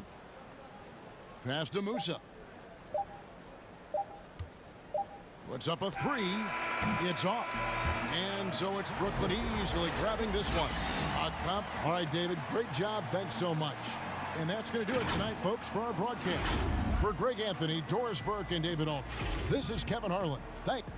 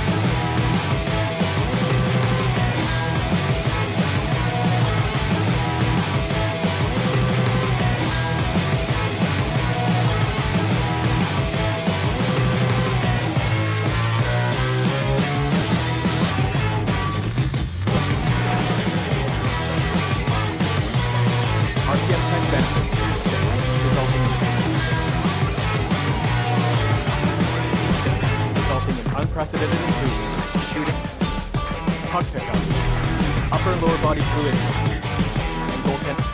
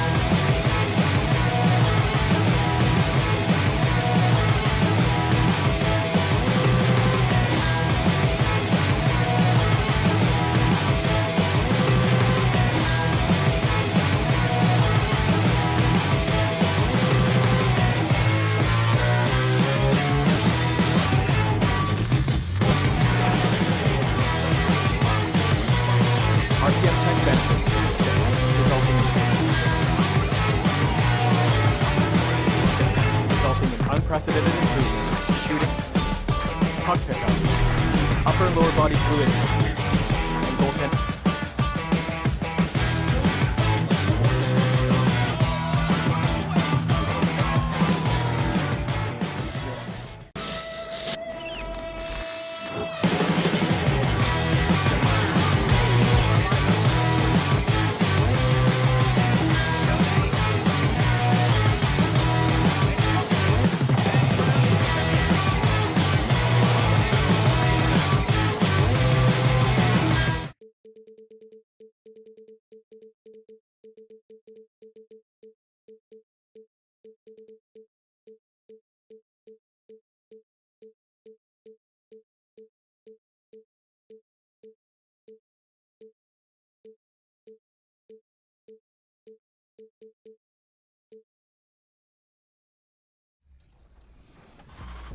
Once you pick your jumper, it's time to join the Clippers and test your build in a game against the Milwaukee Bucks. Yes, and it's my player picking up the assist. And if you're not feeling one of your builds, you have the ability to make 6 total builds and play 1 test game for each one. In the NBA 2K. Downtown Indianapolis, moving at warps. We are near. It is indeed, DA. Thank you. We've got a quick moment now to take a look at the long-term rebounding numbers over several seasons for Adebayo. On the boards, he's been a much bigger presence these last few years than he had been prior. And he can be counted on now to make an impact with his rebounding. And that's a product of all the work he's put in down low. So the opening lineup for the Heat, they've got Jones. He's out there with Bam Adebayo. Jimmy Butler is out there with Robinson. And it's Nunn in at the point guard position. And for the Pacers, Warren and Turner at the 4 and 5. Then there's Victor Oladipo. Then there's Malcolm Brogdon. And it's Holiday in at the 2-guard spot. Stolen by Brogdon. And here comes Holiday leading the fast break. Outside to Brogdon. Oladipo outside. Left side Turner. In the corner it's Brogdon. That fall. Nice feed that time from Turner. And Brent, both teams really want this win. Playoff implications are at stake. This is going to be an interesting night to see who it is that stands up, Kevin, and who it is that realizes the imperative nature of this game for their playoff chances. This could have some seeding implications as well. And the players know it well, too, don't they? The players know it well, and the veteran players and the players who have that experience and that hunger to get back there, they're letting the other guys know that tonight, let's lock in and tune it up. Oladipo for 3. Robinson pulls it in. Here's Miami now. They went to Indiana for their last meeting with the Pacers and came out with a win. And the last time they were able to come away with that win because of their depth. Great production from the reserves.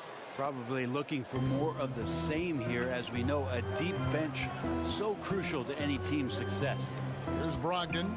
The Heat getting the bucket. Some nice passing here by Indiana. Clock at 6. Warren against Jones. The kick out to Oladipo, and the shot clock expires. 24-second violation.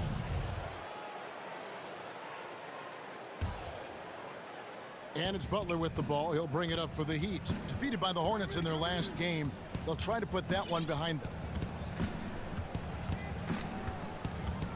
Here's Nunn. He's guarded by Brogdon. Robinson passes to Jones. And he converts the layup. Jones has got his second bucket. Wow, fired that bounce pass in there. Beautiful. For Indiana, they've gone 1 of 3 from the field to start this one so far. Brogdon kicks to Oladipo.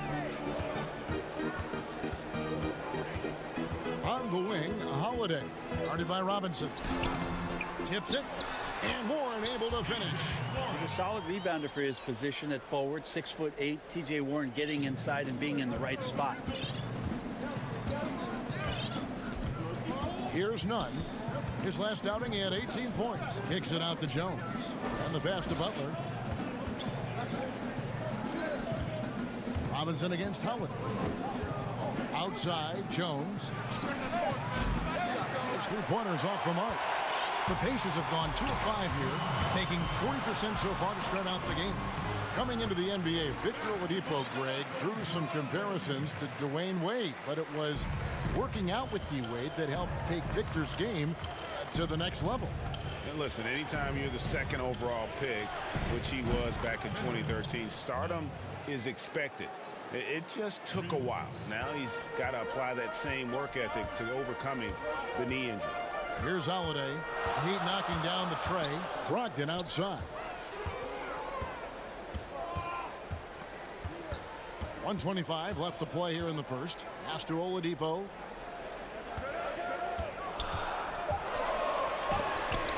And Jones sends it back. All by himself. Here's Adebayo. The shot's good on the assist by Butler. How about the awareness there for Butler? The D goes to sleep and Jimmy finds the wide open man. Brogdon kicks to Oladipo. On the wing, Holiday.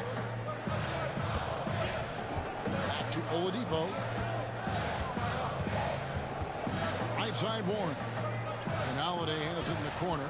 The trade. Can't hit that one. Excellent D that time from Robinson. Pass to Nunn. Outside, Jones. Outside Butler. There's the triple. Kept alive. And that's a pure hustle play, getting to the offensive glass for the tip-in. And that's the kind of quality you see in any strong offensive rebounder, isn't it? They could use a big shot here to get this offense going. Too many empty possessions. Right now, they need a basket. And Holiday kicks to Oladipo. Cuts off the pass. And now Jones running the floor all by himself. Oh! Rabbit out of hat. You have got to be kidding. Hey, talk about taking things into your own hands. And so it's the Miami Heat heading to the bench with a 7-point lead as we wrap up.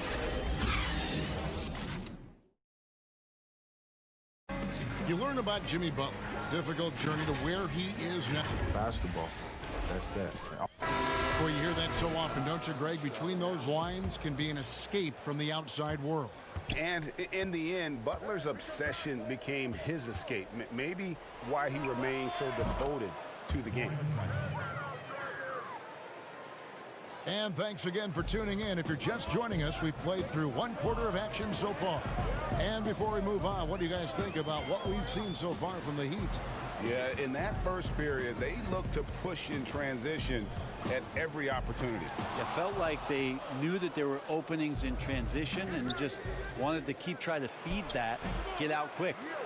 And a chance here presented by Gatorade to see who's on the floor, all fueled up and ready to go for the start of the second quarter. And for Miami, looking who they've got out there. Dragic is out there with Hero. Then it's Kelly Olynyk. Then it's Jay Crowder. And it's Iguodala in at the small forward position.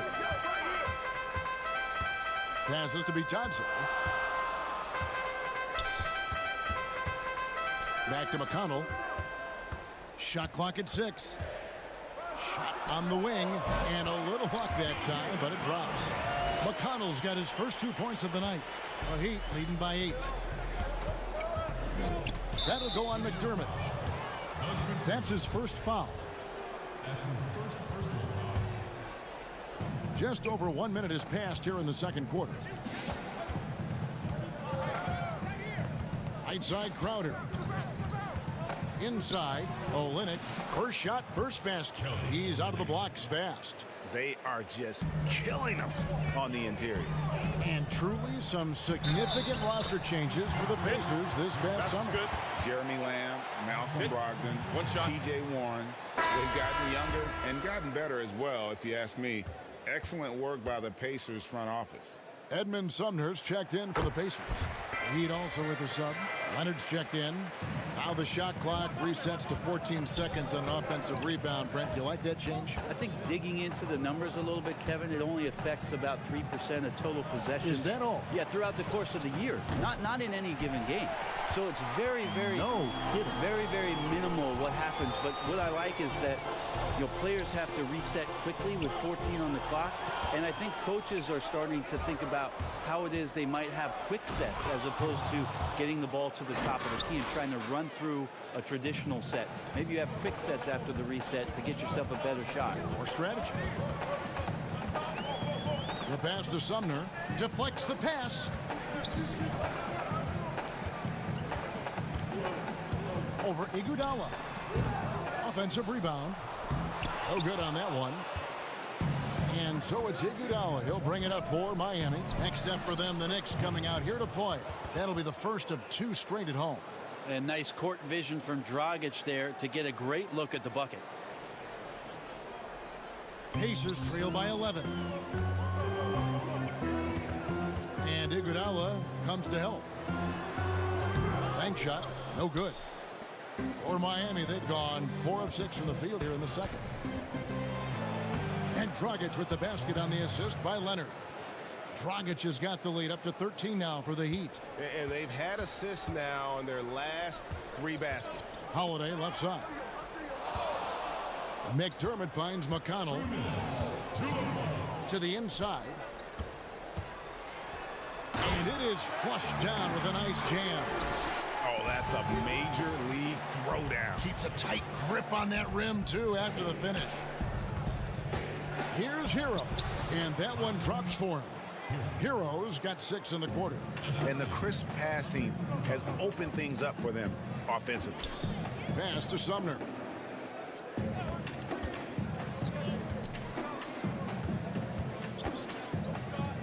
Iguodala against Holiday. Here's Sumner, and 2 free throws coming up, unable to get that one to go with all the contact. Here's what Miami has lined up on their schedule. On Friday, the New York Knicks coming to town, tipping off a homestand for them. And then on Saturday, they'll defend home court against the Chicago Bulls. And that one against the Bulls, this is one where it would take a complete meltdown for them not to come away with the win. Anything can happen, but I'd be shocked if they don't come out on top. Well, Heat leading by 11. Pass to Silva. And Dragic has it in the corner. Heat moving the ball around. It's good. And they keep hammering away at him inside, forcing the ball into the paint. Brogdon against Dragic. Brogdon outside. Oladipo taking his time here. 6 to shoot. Warren on the wing. Good, and it's Oladipo picking up the assist. Warren's got his second bucket of the game to go. Yeah, mid-range is where he makes his game. T.J. Warren excellent at utilizing that area of the floor. Offensive plays drawn up for him there. And he gets the whistle. 2 free throws coming up. Miami shooting their first free throws. First trip to the line in this one. And as a unit, they're shooting 78% from the line. That's a solid number to work with on the season. Jakar Sampson's checked in for Edmund Sumner. And so Butler nails both of them. And just no question that Butler is a bona fide star. I mean, a tough, rugged defender who's also a juggernaut on offense. And their shots are falling now with more regularity than we saw at first. 5 seconds separating the shot and game clocks. This one for 3. The rebound by Turner. Pacers trail by 11. Oladipo left side. Oh, a nice defensive play to disrupt the alley-oop. And Butler, here we go. And there's the foul on the shot. He'll go to the line for 2. And there's a call. It's on Indiana with the foul. Yeah, you can't give any space to Butler. Vicious at penetrating to the rack and then drawing the contact. He hits both from the stripe. Just 4 seconds left to play in the first half. And so it's the Miami Heat looking at it. Thank you, David. We'll be back after halftime for the start of the second half momentarily. The 2K Sports Halftime Show. Hello, basketball. So it's Miami who's out on top at the half. They have a 13-point lead. And that'll do it.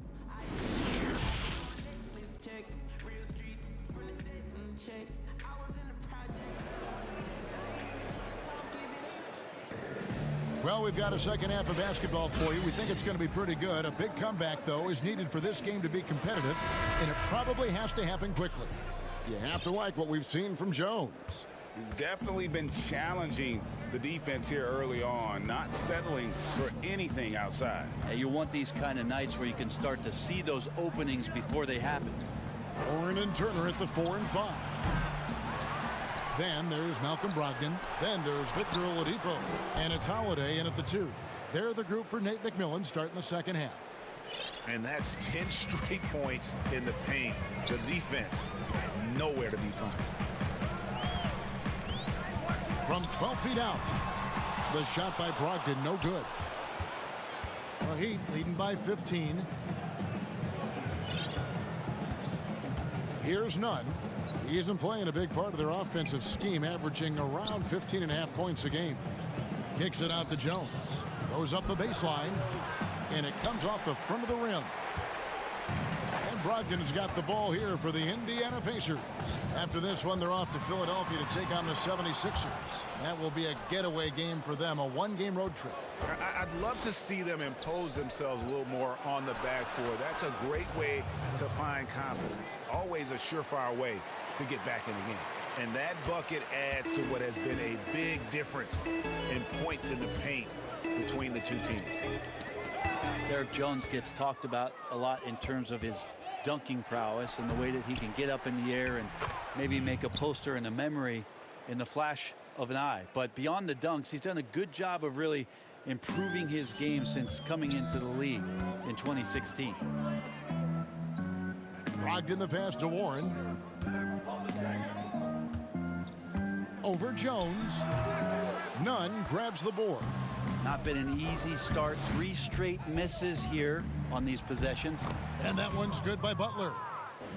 Hey, Brent, for Derek Jones, he saw the floor a good amount in his first full season with the Miami Heat. Derek Jones is somebody that the Miami Heat continue to explore. And I guess if you're within that organization in Miami for a number of seasons, they like something about your competitive spirit. And that's where Derek Jones has probably found a home here in Miami. Robinson finds Adebayo. And it's sent back by Turner. And that's a foul called on Bam Adebayo. That's his first foul. So it's both teams making substitutions here. Pacers trail by 19. Stolen by Robinson. Oh, here we go now. Crowder's got it. The fast break chance. Nunn can't get it to fall. And even though he didn't get a piece of that shot, you love the pressure he puts on the shooter. Yeah, that's the kind of energy that you want to see on every possession throughout the game. McConnell kicks to McDermott. Clock at 6. Turner dishes to McDermott. And the 3 ball is good. McDermott's got his first bucket of the game, and he's on the board for 3. You want to pressure up on McDermott even when he doesn't have the ball. That time when he caught it, ready to shoot. In the corner, Crowder with it. And Crowder slams it in. And he just elevates and powers in the one-hander. Textbook. Here's Holiday, and it's slammed in by Holiday. Now that's the way it's done. Take it up high and throw it down with everything you got. That's right. He was not going to take the soft approach on that drive. Well, not that wide open. You're given a juicy gift by the defense. You got to sink your teeth into it. And watch out, you don't bring the whole basket down on top of you, young fella. I don't think he ever wanted to let go of the rim. Passes it to McConnell. Takes the 3. They grab their own miss. Miami leading by 18. Down low. Draws contact on the shot, and now a 3-point play chance as he'll head to the line. And Matador defense, that's one of the easiest shots he is ever going to see. Yeah, feels like Christmas right now, just gift wrapping points. Catching up on the changes now for Indiana. Jakar Sampson's checked in for Turner. And Edmund Sumner's subbed in for T.J. McConnell. Here's Hero. He has 6. Olynyk can't hit. And even without that 3-ball dropping for him, the defense should have done more on that last play. Indiana again missing. And that was a little bit of a range check for him. Well, I thought they played smart, and then all of a sudden it was maybe a little too flashy there, and that's unfortunate. Miami shooting their 6th and 7th free throws in the game. The first free throw is good. Second free throw, no good. Pacers trail by 21. Holiday, the pass to Sampson. Rebound by the Heat. Adebayo's got his 7th rebound here tonight. There's the pass to Hero. From deep. No good there. And so it's the Miami Heat sitting on a 21-point lead to. How about a look at today's State Farm assist of the game? Just true artistry right there. I mean, great decision on where to go with the ball, and how about the perfect delivery? Yeah, those are the kind of plays that you want to put on a canvas. Just beautiful basketball. And with the 4th quarter upon us, time is running out for this game to become competitive. On the floor for Miami, starting the 4th. In the middle, it's Olynyk and Adebayo. Dragic is out there with Hero. And it's Silva in at the 3. And with the success they've had rebounding the basketball, they're right where you'd expect them to be, firmly in the driver's seat. Here's Sumner. He can't get that one to fall. Dragic with some nice D. Out to the right wing. It's Adebayo, top of the key. To the left wing. Taken away. Now the Pacers moving it up. A pull-up. And misses it off the right side of the rim. The Heat leading by 23. Brent, certain players make everyone around them better. Talk about some of those guys who will do that at the very highest level. The interesting thing about today's game, Kevin, is it's not always the point guard position. I think in the past we thought two ways. The point guard, who has the ball in his hands, finding guys for them to make shots. And then through the 80s and 90s, it was low post players who were getting double teams and initiating some offense. Yeah. Nowadays, it's a lot of wing guys.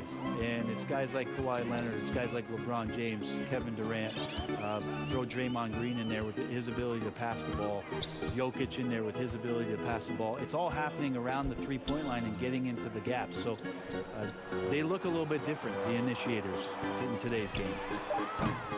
The shot by Holiday, no good. Heat have gotten all three of their shots to drop here in the fourth quarter. They came out of the break on a roll. Right wing. Back to Dragic. Good ball movement here by Miami. Olynyk finds Adebayo. Down to 5 on the shot clock. From deep. Unable to get that one. So Indiana will take it the other way. Outside Holiday. Looking to end the run. Rebound by Olynyk. Didn't hesitate for a second to get a hand up on that deep ball. Yeah, you got to like how he hustled to guard out on the perimeter, definitely respecting the shooting ability. And there's the 3-second call, this one on the defense. When people talk about a player's mileage limit, do you think total games is the most accurate assessment in that? I don't think so, Kevin. What is it? It's the amount of minutes that the players play. Yeah. I mean, there are plenty of studies out there that teams are digging around on when players reach. And trust me, they got to be lucky, but you're talking 35,000, 40,000 minutes in the league, that the body is just not capable at that point of replicating the things that it's done year in and year out. So forget about the games. Go to total minutes played. That's where you'll find the biggest fall off for some of your favorite players that have amused and entertained you for years. Interesting. Johnson. And it's a foul. It's called on T.J. Lee. That's his first foul. Fouling like that isn't how you get back in the game. Jay Crowder's checked in for Kelly Olynyk. Iguodala kicks to Hill. Now here's Leonard. He's guarded close. Shooting foul as the whistle blows. He'll shoot 2 free throws. One of the better free throw shooting bigs in the NBA. The challenge for Leonard as he develops is to try to get to the line a few more times. Indiana's gone 1 of 3 from outside the arc since we've reached the fourth quarter. And the whistle blows. It's going to be on Andre Iguodala. That's his first foul. Into the lineup. Look at the clock. A little under 3.5 minutes gone here in the fourth. Kelly Olynyk. Crowder, the pass to Hill. Olynyk up top. In the corner, Crowder with it. Jacks up a 3. Drains it from beyond the arc. Yes, and with this one winding down, it's obvious to everyone who watched it. Just a total mismatch and a true show of strength for the Heat. This was a team performing to its fullest capability. A hugely satisfying win. A game that not many will soon forget. And on the other side, one that I think most will try to forget. And so they'll be advancing their win total to 42 games. And you know, looking back at all the contributions tonight, it was a really phenomenal all-around game for Goran Dragic. Now, this was a showcase night of his skills offensively. Left side, Crowder. Back to Iguodala from past the arc. And the Heat, another 3. 3. And once they smelled blood in the water, you could see the killer instinct take over. Yeah, up until that point, a competitive game, but once they broke through that barrier, it was all them. Complete control. Up again. It's good on the putback. Well, a missed box out and an easy tip in, but it's because of the activity as the ball is going up, Kevin, finding yourself in the right spot, just using some effort. Back to Olynyk. Iguodala outside. Pass to Olynyk. 5 to shoot. Dragic kicks to Olynyk. From deep three-point range. It's rebounded by Indiana.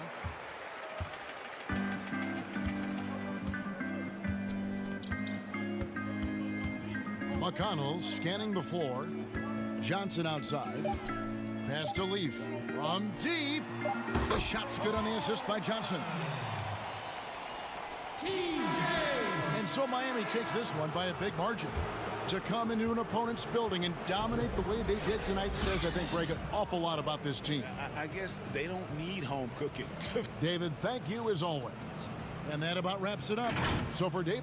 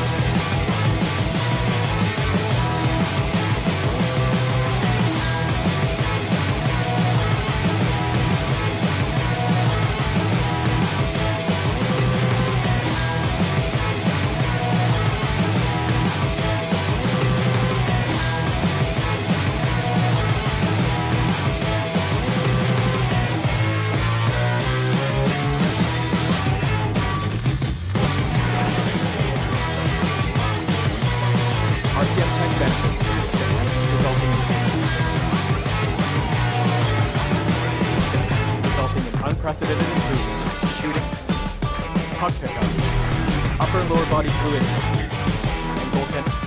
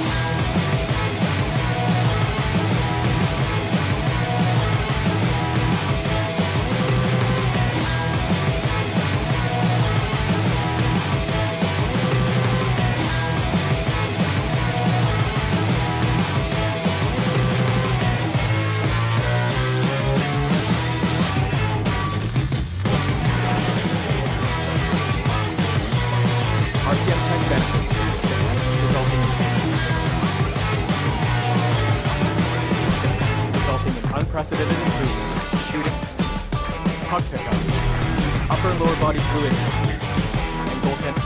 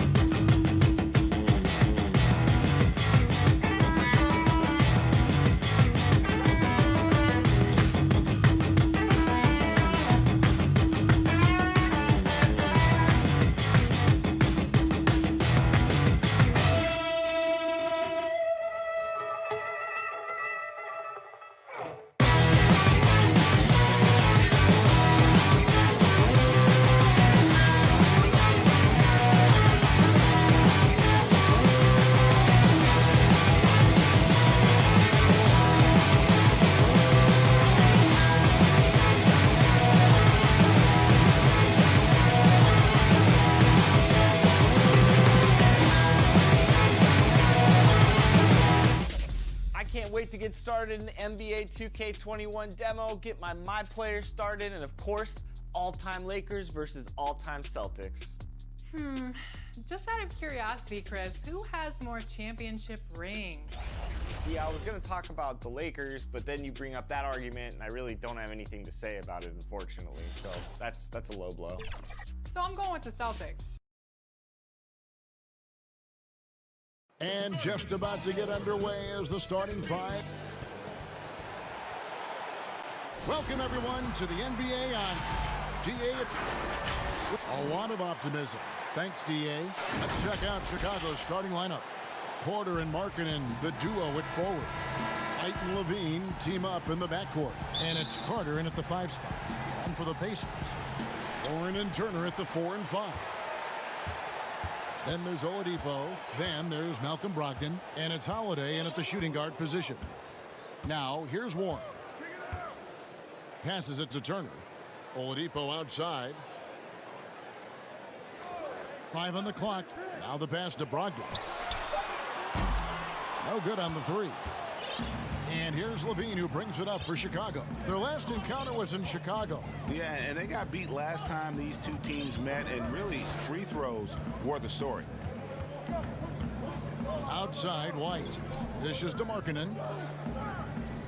Porter passes to White. And some nice ball movement here by Chicago.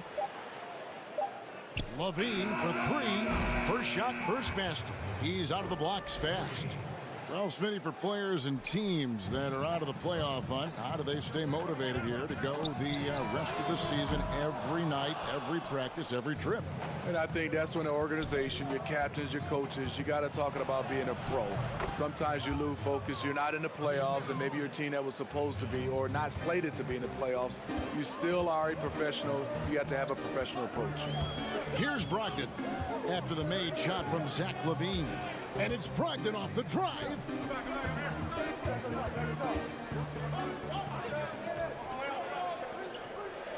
And Oladipo kicks to Brogdon. Good, and it's Oladipo picking up the assist. And good to get him going early. That shot should give him some confidence. When he's feeling good, he can help you stretch the defense a lot. Now here's Levine. He has 5. Over Holiday. The rebound by Turner. Pacers have gone 1 of 3 from the field to start this one so far. And Markkanen throws it down.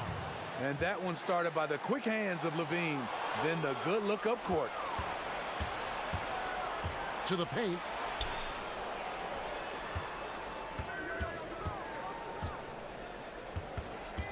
Back to Markkanen. Kicks it to Porter. To the middle. 11 feet away. Again, Chicago. They have really found a rhythm here early. 4 for 5 to start this game. Brogdon outside. Oladipo outside. Back to Holiday. The 3. That shot off the mark. And it's Chicago the other way. Last game matched up with the Magic. A tough loss there. Taken away by Holiday. And now Oladipo pushing it up. Oh, the power on that throw-down. And that's how you do it, guys. Ball pressure and then get some run out. Here's White. Markkanen against Warren. It's rebounded by Indiana. And Coach Jim Boylan agreeing to a multi-year extension with the Bulls this summer, Greg. And taking that interim tag off his title as head coach, Boylan, with over 30 years of coaching experience, afforded the opportunity to continue developing this young core. This is as good as it gets for a first quarter in terms of shooting the basketball. Pass to Oladipo. Over Porter.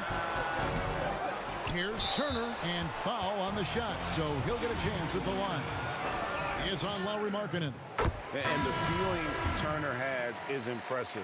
Has the potential to be a dominant big man in this league. So Chicago ends up going with the new group. Here's Hutchison. Looking at his point production, he averages almost 8 points a game. Dunn passes to Satoransky to the right side. And it's going to be out of bounds. The Pacers will take it. And now that we have a chance, let's show you the NBA's top thieves. This is the list of this month's steals leaders. Thaddeus Young, number 1. Really been fantastic defensively this run for him. He's had more than his share of steals, and now he's looking to get more. Now here is Holiday. His last outing, he had 8 points. They can go 2 for 1. It's about being smart right now. Here's Hutchison, and he finishes it off with a one-handed jam. What I like is when Chris Dunn keeps his poise, keeps his eyes up, good things happen. Holiday looking for an opening.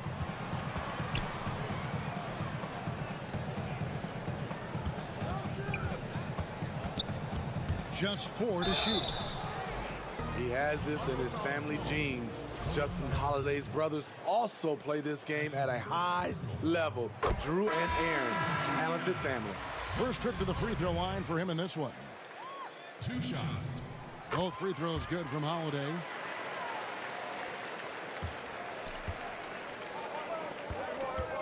Satoransky finds Young, and he could not get that one to go. A lot of contact, and he'll go to the line for 2. And I like the fact that the defense is looking to protect the rim at all costs. Chicago shooting their first foul shots of the night here. That one misses. Outside Holiday. It's deflected, and we reach the end of the first quarter. Bulls lead by 5. It's the NBA on 2K Sports from Indianapolis. And hope you've enjoyed the broadcast so far. Halfway through the first half in this one. And guys, what's your take on the Bulls so far? stingy on the defensive end in that first quarter. They were just getting up into people. Yeah, they were very physical and very aggressive. They've just been the better team so far. On the court right now, second quarter for the Bulls. They've got Thomas Satoransky. He's out there with Chris Dunn, and it's Young in at the power forward position. Sampson. And the three off target. Chicago leading by 5. His shot is good, making him a perfect 2 for 2 from the floor. Playing with high energy, outworking the defense up the floor. And I just love it when the fast break results in a high percentage look. Not always the case these days. Starter in this league for almost a decade. Thaddeus Young's numbers, Greg, won't blow you away. So what is it that makes him a winning player? I think it starts with his defense, Kevin. Drawing charges and getting deflections. His quickness puts him in a position to make those effort plays. On the wing, Holiday. Satoransky covering. The shot by Holiday, no good. And he gets the whistle. 2 free throws coming up. And checking out the numbers here for McConnell. How's the last month of basketball been for him? He's been putting up about 4 points a game, 3 assists, and 2 rebounds. Nothing about his numbers really jump out at you, but he'll come up with a timely play or two every game. He understands his role. He accepts it. He's one of those guys who doesn't need the ball to be effective. And Indiana making a change here. Sumner's checked in. McConnell kicks to Sumner. Puts up a 3. A rebound by Young. The Bulls leading by 11. Here's Harrison. Buries it down low. Harrison's got his first bucket of the night. And if you look at this first half, overall, they've just had the better shot selection. What they have done is ran their plays all the way through until they get something they like. And here's Dunn. He'll bring it up for the Bulls.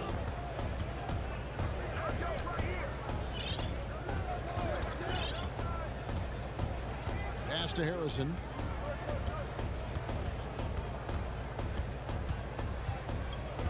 Back to Dunn. Just 5 on the clock. The Bulls need to get a shot off here. Over McConnell. Passes it to Harrison. And some nice ball movement here by Chicago. And the officials calling for a 3-second violation. And now let's bring up the 2K leaderboard to see which teams over the last month have been best at scoring points off turnovers. Number 1, the Bulls. Yeah, I mean, their defense has been really good, and it's led to a lot of easy opportunities on offense. Creating points off turnovers has been key. We're just over 2.5 minutes into the second quarter. No good off the back of the rim. Solid rebound there, and with the score like it is, that's an area where they can't afford to get lazy. And this is why coaches talk about playing with pace. The scoreboard tells it all. It's a winning approach when you execute. That's the key. They're playing fast, but also under control. 1:53 left to play here in the second quarter. The pass to McConnell. Fires for 3. A new 14 for Indiana. Controls the rebound and puts it back up and in. Oh, what terrific hustle. He's got a nose for the rebound. Craig, he's ferocious when the ball goes up. And just over 3.5 minutes played here in the second quarter. Cornette passes to Harrison. Cornette kicks to Harrison. From deep three-point range. Rebounded by McDermott. Pacers trail by 11. Pass to Sumner. Fires from the wing. And it's Chicago with the rebound. Cornette's got his 4th rebound in this one. Dunn up top. 52 seconds left to play here in the half. Tries from 10. That one, no good.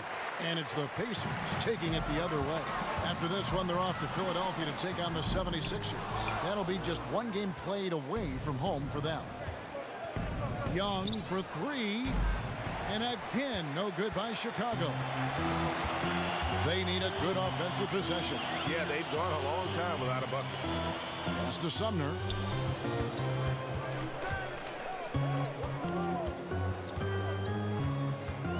Overdone. And Sumner gets it to go. Sumner's got it back down to a single-digit deficit for Indiana. Cornette kicks to Dunn. Pass to Harrison. Now Valentine. And off the left side of the rim, and it swirls in for him. And the Bulls lead by 11. And so it's Chicago. Their lead. And now, the 2K Sports Halftime Show. Hey, welcome back to 2K Sports. Ernie Johnson. It was a closely contested first quarter for Chicago. The biggest lead they were able to get out to during the first. And that's good.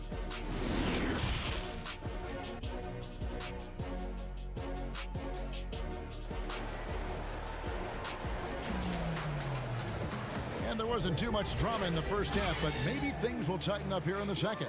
You look at Zach LaVine, he's really been playing well. Well, he left his mark on that first half with his quick hands. Great sense of timing to pile up the steals. Well, if you want to get into your offense quickly before the defense can set up, creating turnovers is a great way to do it. Our second half of basketball, and presented by Gatorade. Let's see who's all fueled up and on the floor to start the third. And so in the game for the Pacers, Warren and Turner at the 4 and 5. Then there's Malcolm Brogdon. Then there's Victor Oladipo. And it's Holiday in at the 2 spot. Oh, forget about going for the long-range bomb to cut into that lead.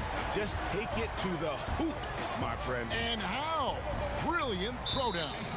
And that's a foul called on T.J. Warren. That's his first foul. On defense, the Pacers. 9-point game. From deep. Smitty, I heard this the other day, letting a player stay in the game after his 6th foul, but granting an extra free throw to the other team. What do you think of it? Kevin, that's crazy. I mean, no way. I knew you'd say that. I knew you would say that. I do summer league games, and I watched this 10 fouls. There's no way we could have had that many fouls when I played. We have to keep it at 6 foul, and you're out. Turner finds Brogdon. Lob pass to Warren. Outside Holiday. 6 on the shot clock. And the shot is long. The Bulls leading by 7. On the wing, Porter. And finished off by Porter. The ability to beat people off the bounce, something Porter's worked on. And you see it working from him there. Holiday with it. He's still scoreless so far in this one. For 3. Good on the triple. 3 out of 4 coming out of the half. Showing good execution on the offensive end. Now here's Levine. He's got 5.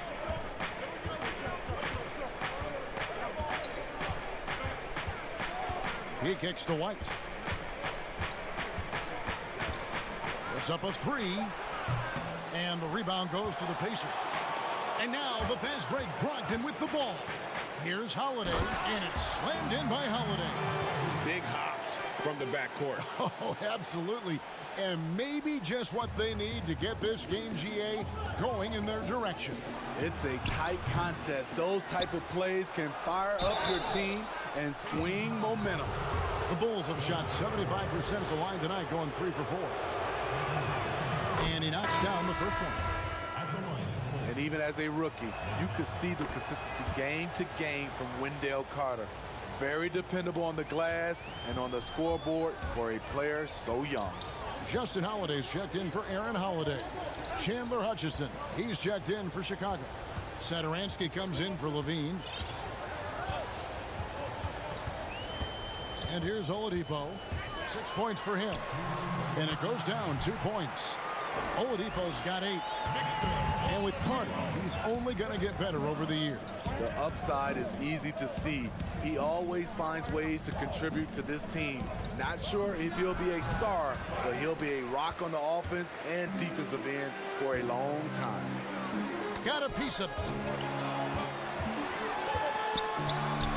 Warren against Markkanen. The kick out to Holiday. From deep three-point range, Hutchison with the rebound. And he's a good shooter from outside, but not sure from that deep. You know, we're seeing players move further and further back to create space, but that does make it a tougher shot. And there's no doubt that this team views Lauri Markkanen as a big part of their future.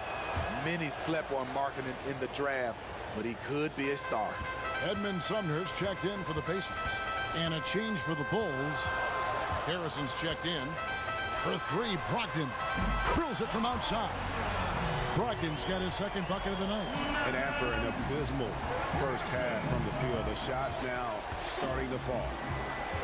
As you said, Smitty, Markkanen has the potential to be an all-star someday. He's not quite there yet, Kevin. Not by any means. He needs to take a jump forward and go from being a shooter to an all-around scorer. Wide open. Offensive rebound. 2 for 1 opportunity here if they want it. And no doubt, Kevin, if I'm them, I go for it. On pass to Warren. Outside Holiday. Back to Brogdon. 2-second difference between shot clock and game clock.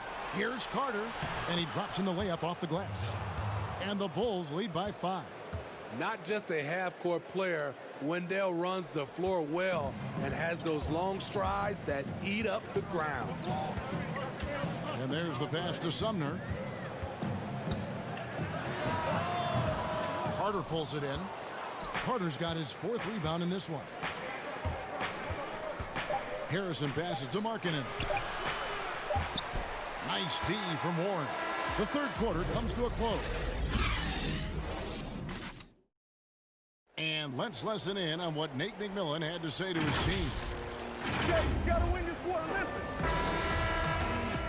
And I know I speak for all of us when I say I can't wait to see what kind of finish awaits us here in the fourth quarter.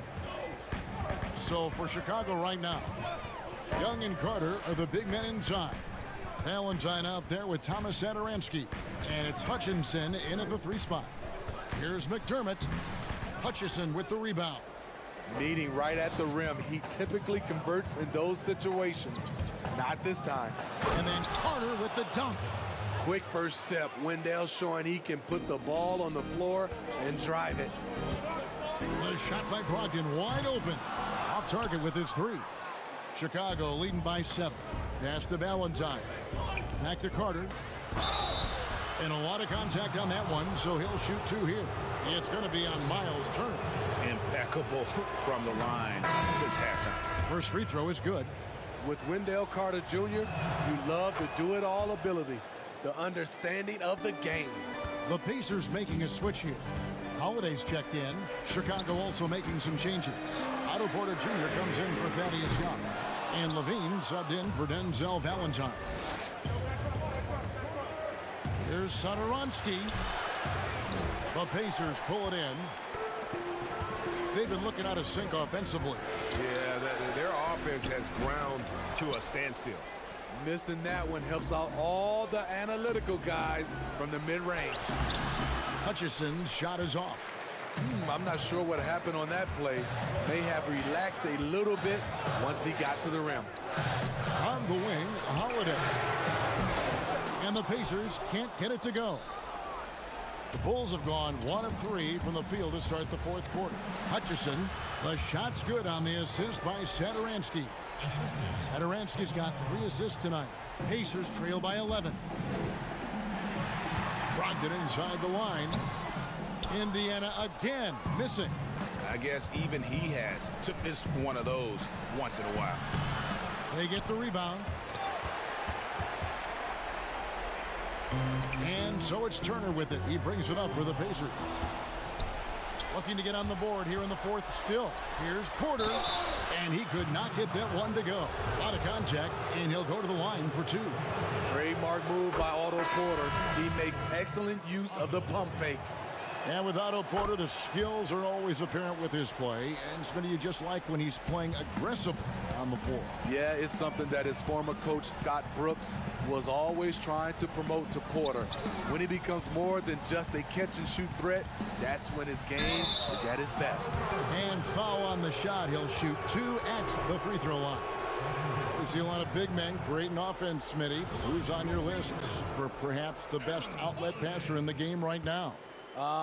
Let's start off. I would say Kevin Love is one of those guys who still is, I think, the best outlet passer as a big. Jokic, also Blake Griffin, some of those guys can really pass. DeMarcus Cousins, those are some of the bigs that have great outlet passes.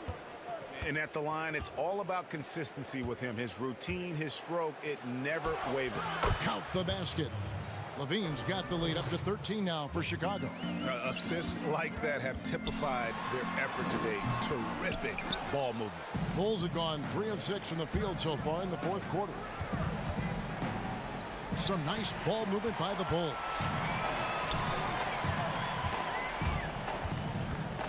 Here's Oladipo. No good on the shot. And Chicago will go the other way with the ball. Here's White. The putback. He hangs in there and cashes in on the second chance points. You know, we talk about it all the time, guys. Those second chance buckets, always the result of that extra effort.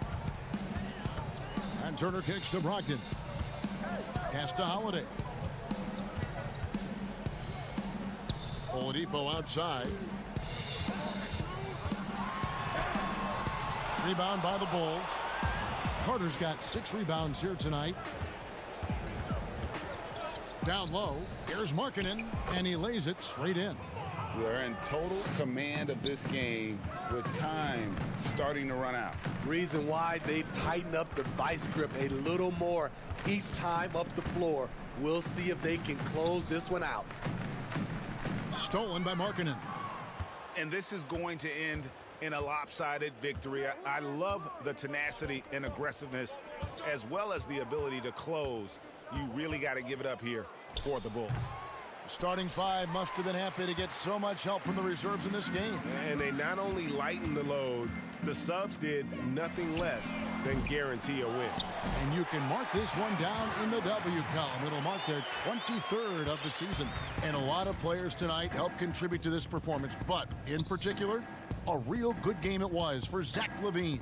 And how many times throughout the course of the evening did he make a momentum-changing play? I thought his relentlessness really keyed their success. And with this team, Zach LaVine has been thrust into the role of the leader. Still young in his own right, but as a rising star and a large part of the future, responsibilities have fallen in his lap. So Indiana ends up with a new group on the floor. And it's good, 2 points. And no matter what they've tried, the D just has not been able to deny them the ball inside. There's 31 seconds left in the fourth quarter of this one. Kicks it to Valentine. Back to LaVine. And the Bulls with another miss. Here's Leaf. Holiday with the 3. Doesn't get it to drop for him. And so Chicago takes this one, and by a big margin. A solid win on the road.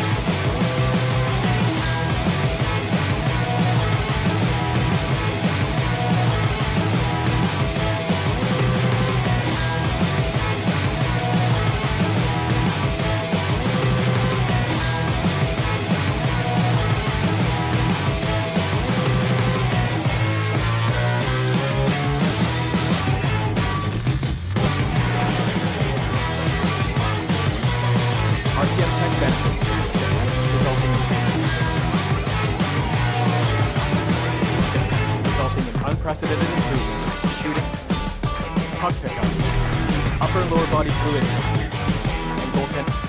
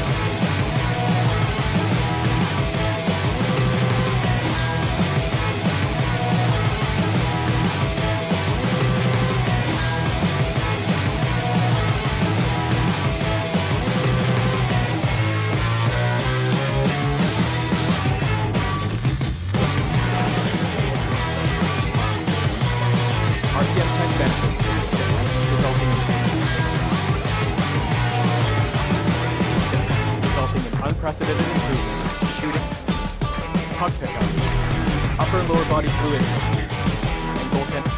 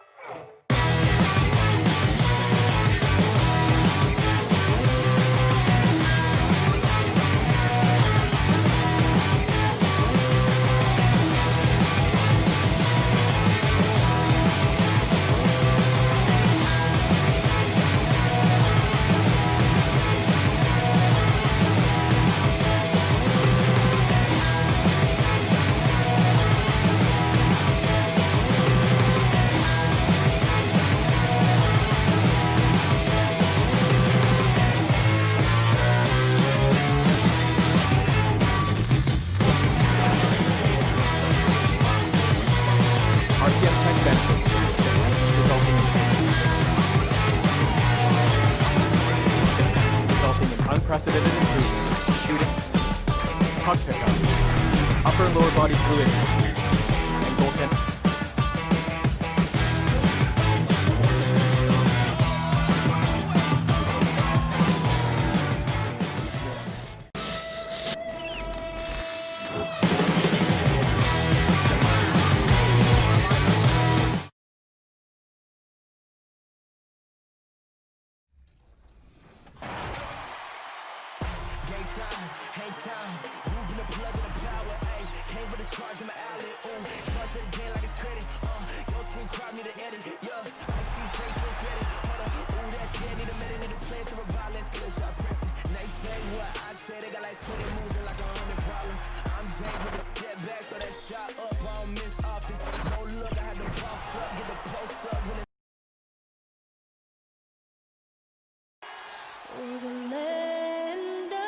The 2K Sports pregame show.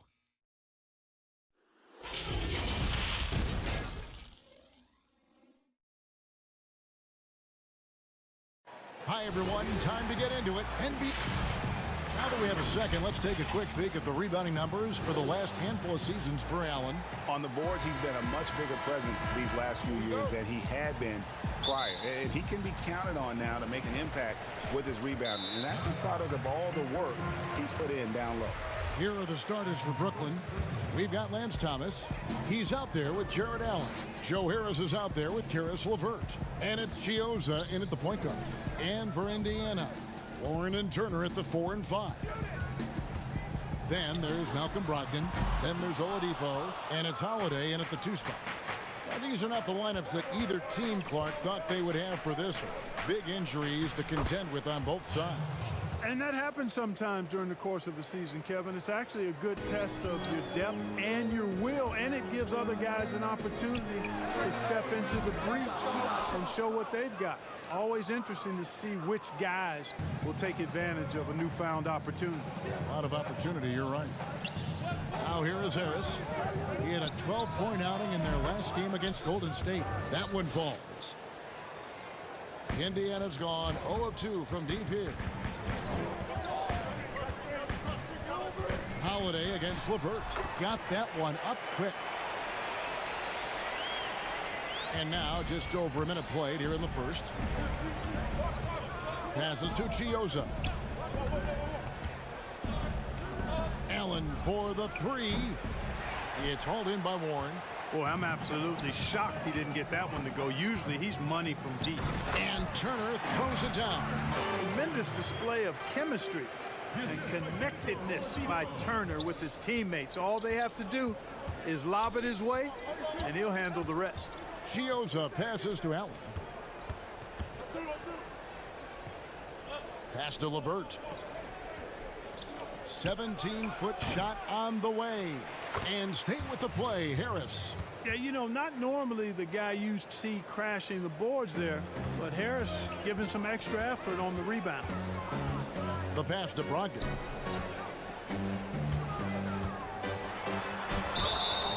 Shooting foul as the whistle blows. He'll shoot 2 free throws. It's on Jared Allen. Clearly a foul. Yeah, he took a shot there, earned those free throws. Rodions Kurucs, he's checked in for Allen. So he gets them both.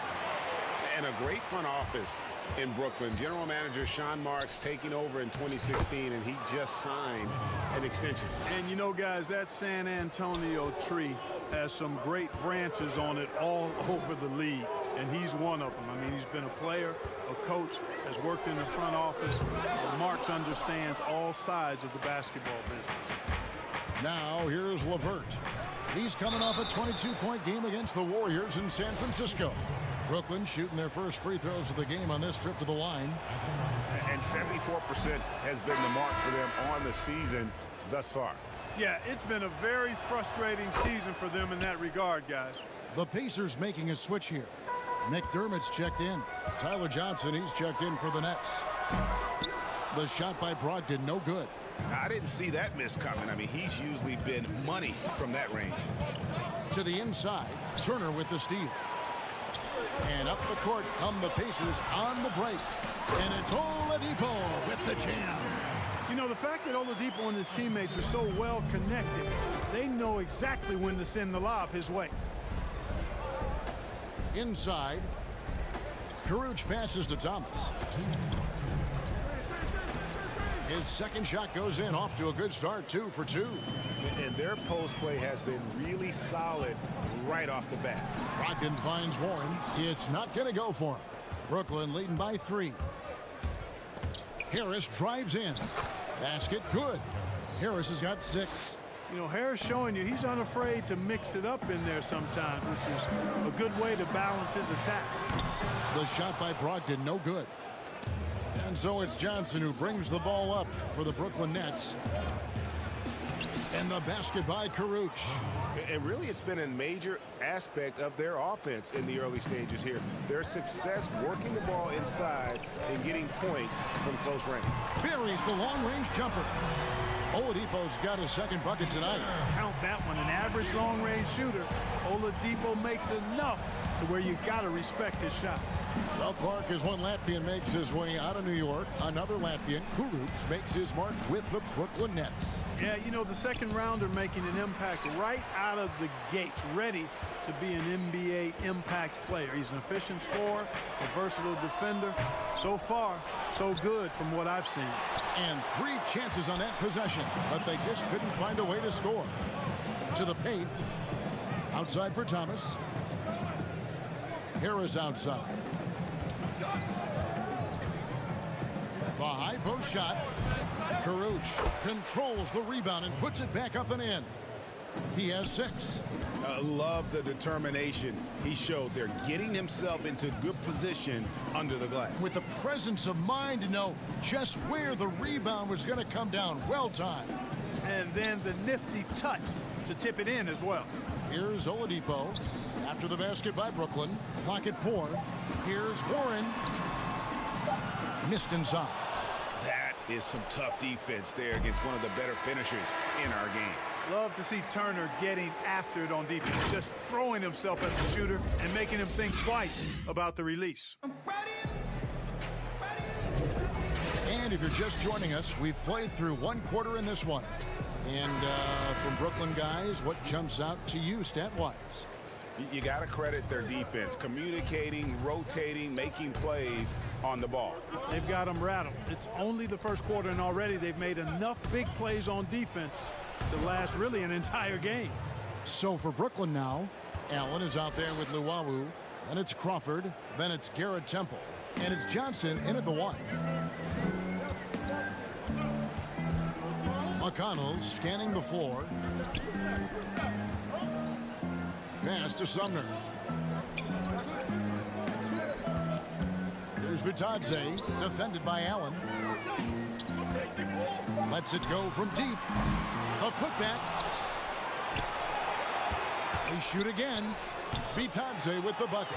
Now that's how you pick up second chance points. Stay active and be ready as soon as the shot goes up. Here's Allen. Another one falls for Brooklyn. You know, for Allen, to me, guys, it's about getting into a rhythm. And once he does, he's got no problem catching and shooting. You know, what a great job Nate McMillan has done since taking over as head coach, leading Indiana to 3 straight postseasons, and the style of play with which the team has played with, a credit to him and his staff. Brooklyn with the ball. The Pacers making the shot. Luwawu off to a good start as he hits his first shot attempt. Just playing with poise and confidence, and they continue to put points on the board. Well, I like the way they're playing. A very smart first half. Quality shots, not wasting possessions. Now here is Holiday. He's been patient so far. Nothing on the scoreboard yet. Back to McConnell. Kicks it to Holiday. Indiana needs to get a shot off. A shot by McConnell, no good. And a big part of McMillan's success, getting his guys, Clark, to play hard for him every night. And I think you're right, because this team gets the most out of itself. It's one thing to assemble talent. It's another to bring people together so they're playing for each other.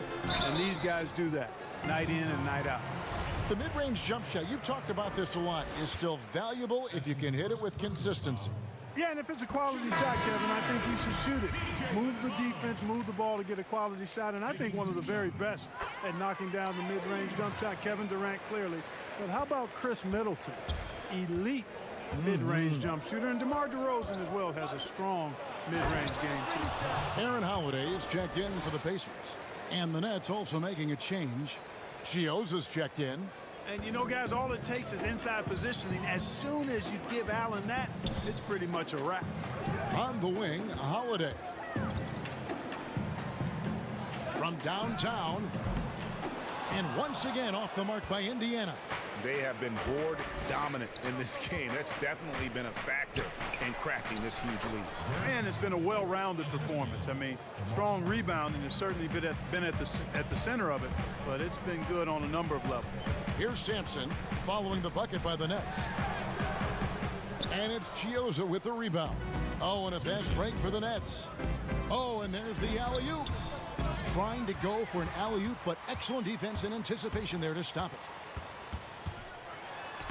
That one's good, and the Brooklyn lead is cut down to 11 on the bucket from McConnell. And so Allen will bring it up for the Brooklyn Nets. Crawford outside. A rebound by Bitadze. Indiana's gone 0-3 from beyond the arc to start the second quarter. Holiday, the pass to Sampson. Up high to stuff the alley-oop. And maybe that'll trigger them. Impossible not to get pumped up after that. Yeah, well, you could see the immediate reaction of the guys on the bench. They are pumped up. And that's what those alley-oops will do for a team. Ignition switch ignited.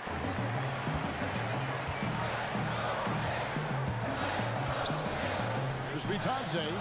Good. And McConnell gets the assist. Bitadze's got 6.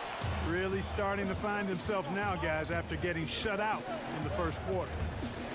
Chioza passes to Luwawu. Makes the most of the high percentage shot. That's their third straight make off an assist. Pacers trail by 9. Here's McConnell. Knocks down the 3-ball. McConnell's got 7 now in this quarter. A tough start scoring the basketball, but they're starting to turn it around now. Yeah, it looks like they've gained a little bit of confidence as the lid has come off the hoop. And an eye for an eye. Both teams working to stretch the floor. Nothing like answering back. One team gets 3, you fire 3 of your own. Boom. And they continue to control the glass. Guys, I think they've simply been the more physical team, and that's why they're ahead. The assist totals, Kevin, just continue to grow. They're way ahead in that category. Ball movement has been flawless. Clearly just an example of a different mindset between these teams. And Luwawu gets it to go. No misses for him yet in this quarter. Solid as a rock. And there's the call on Garrett Temple. That's his first foul. Here's Brogdon. They count on his contributions, currently providing 16.5 points a game. And Turner kicks to Oladipo. And no good. The dry spell continuing for him. And so it's the Brooklyn Nets looking at a 13-point lead heading into the next quarter. They've excelled in the open court. It's the 2K Sports Halftime Show. Hey, welcome back to 2K Sports. It's Brooklyn out in front at the half. They have a 13-point lead. And over to Shaq. What do you think about Brooklyn? The area where they impressed me the most has been on the boards. When the shots go.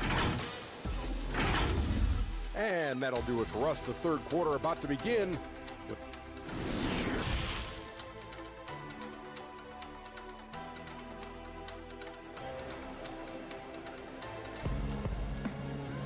And with the second half upon us, we'll find out if this game becomes the route that it's threatening to be.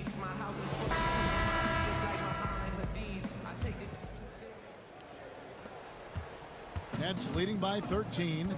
And a great track record in the draft for the Nets. Karis LeVert selected with the 20th pick, and Jared Allen taken at 22. And you might want to throw in, guys, too, Rodions Kurucs, the 40th pick in 2018, had a big impact, even participated in the Rising Stars Challenge. And, you know, sometimes you got to make your own breaks, make your own good fortune, and that's exactly what the Nets have done.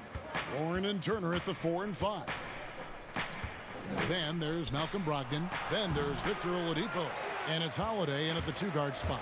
So that's the group out there for Indiana. Here's Warren.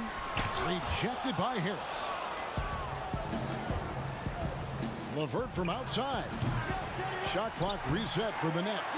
They've shown some strength in the paint today. Their work on the boards has been impressive. Guys, that's putting it mildly. I mean, they've been absolutely dominant.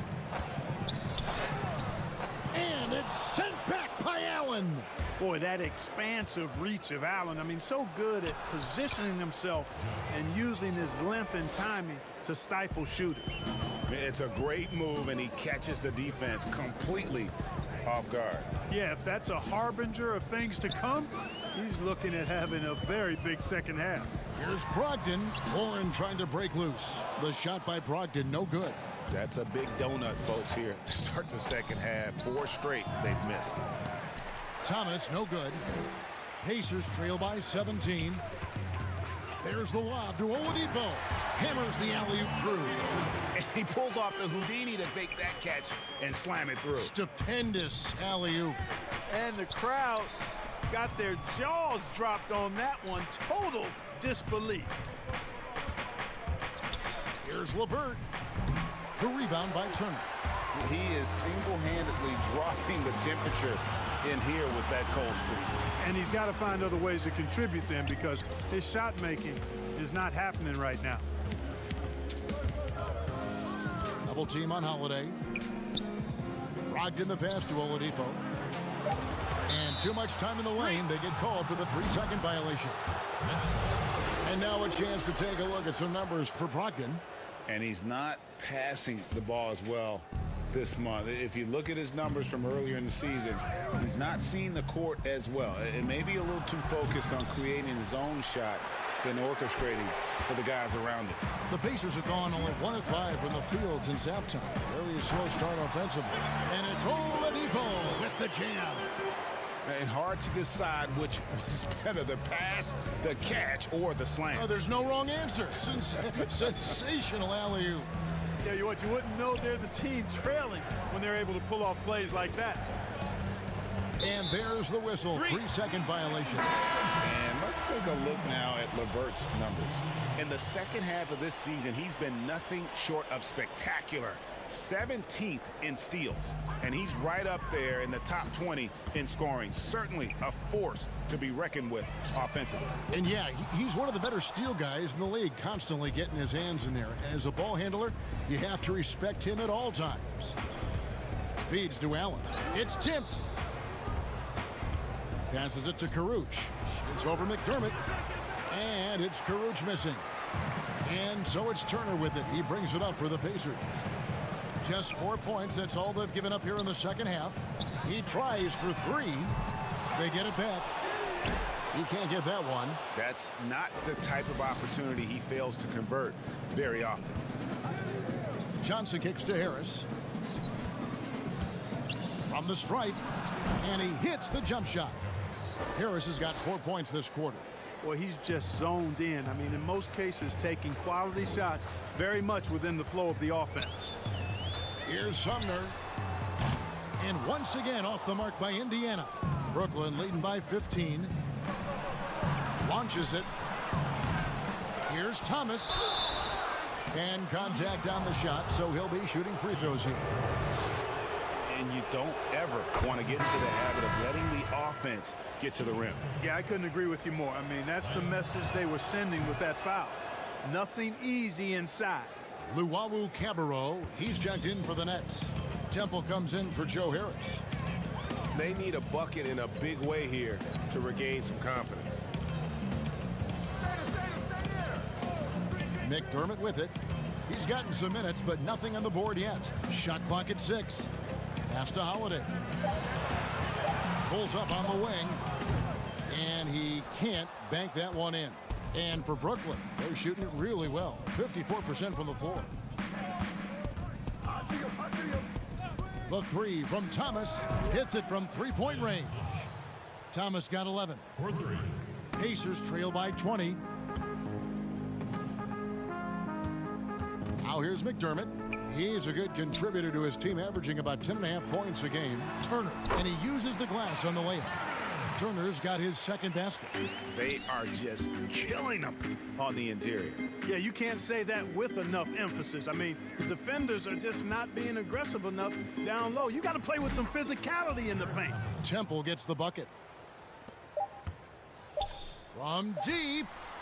No good on the last second attempt there.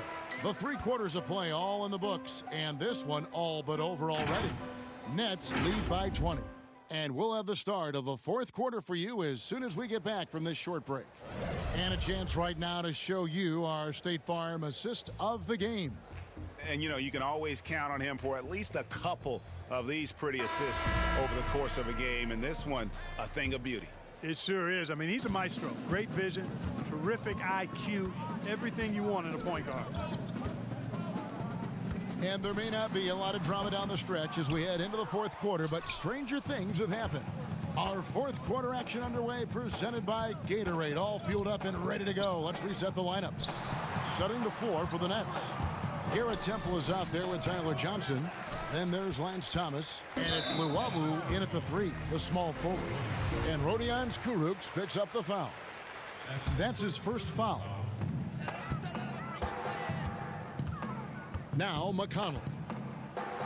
There's the pass to Holiday.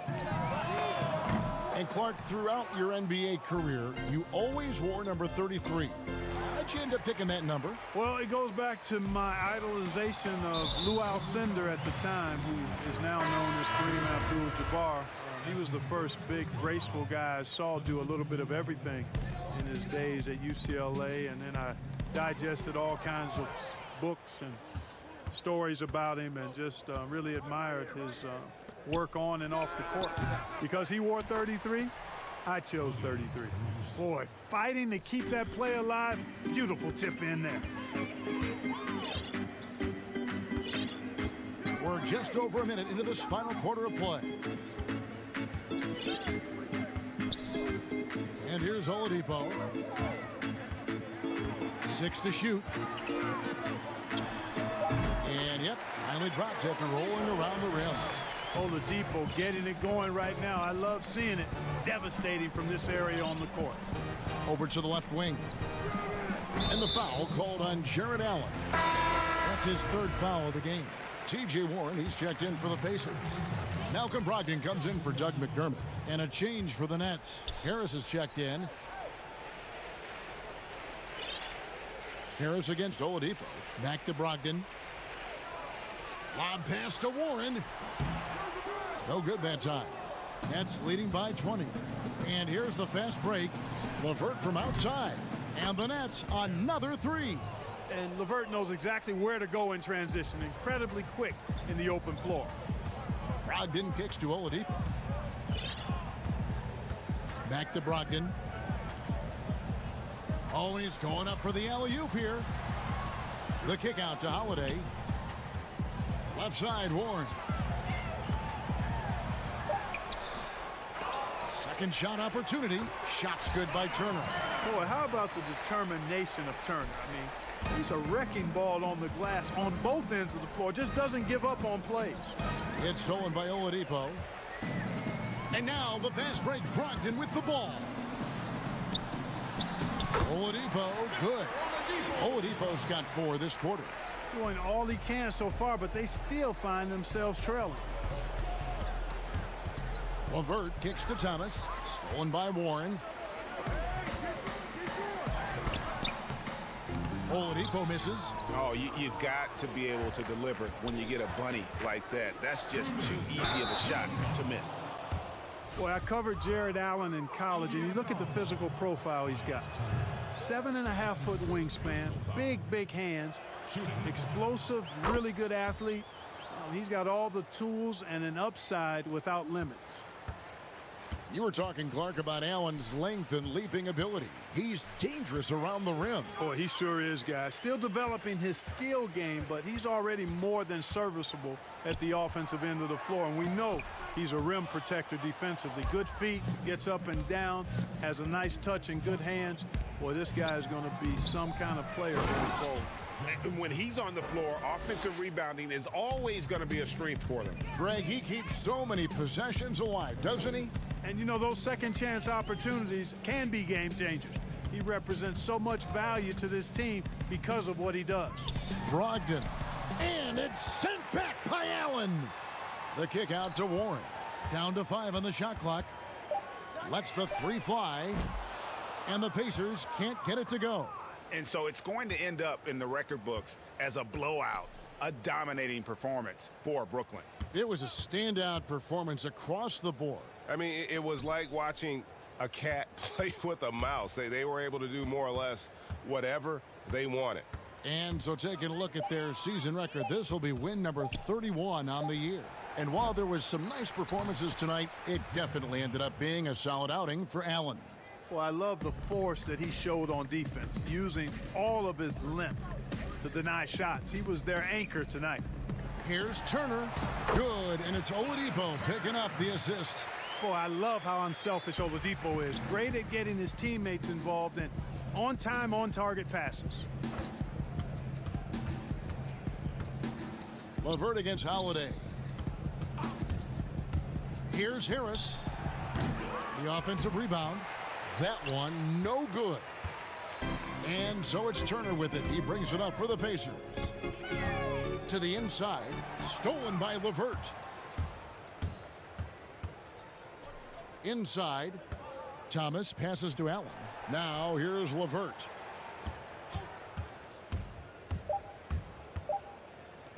Here's Chiota. Gets the three-pointer to fall. They just blocked out the noise, kept on grinding, and this is their reward. Boy, a fantastic performance. And I tell you something, I mean, you get roadkill, that's always a challenge in the NBA, no matter what. And they got it done. And so it's Brooklyn easily grabbing this one. A resounding victory for them. And Greg in enemy territory, no less. And that's exactly right. But with the way they controlled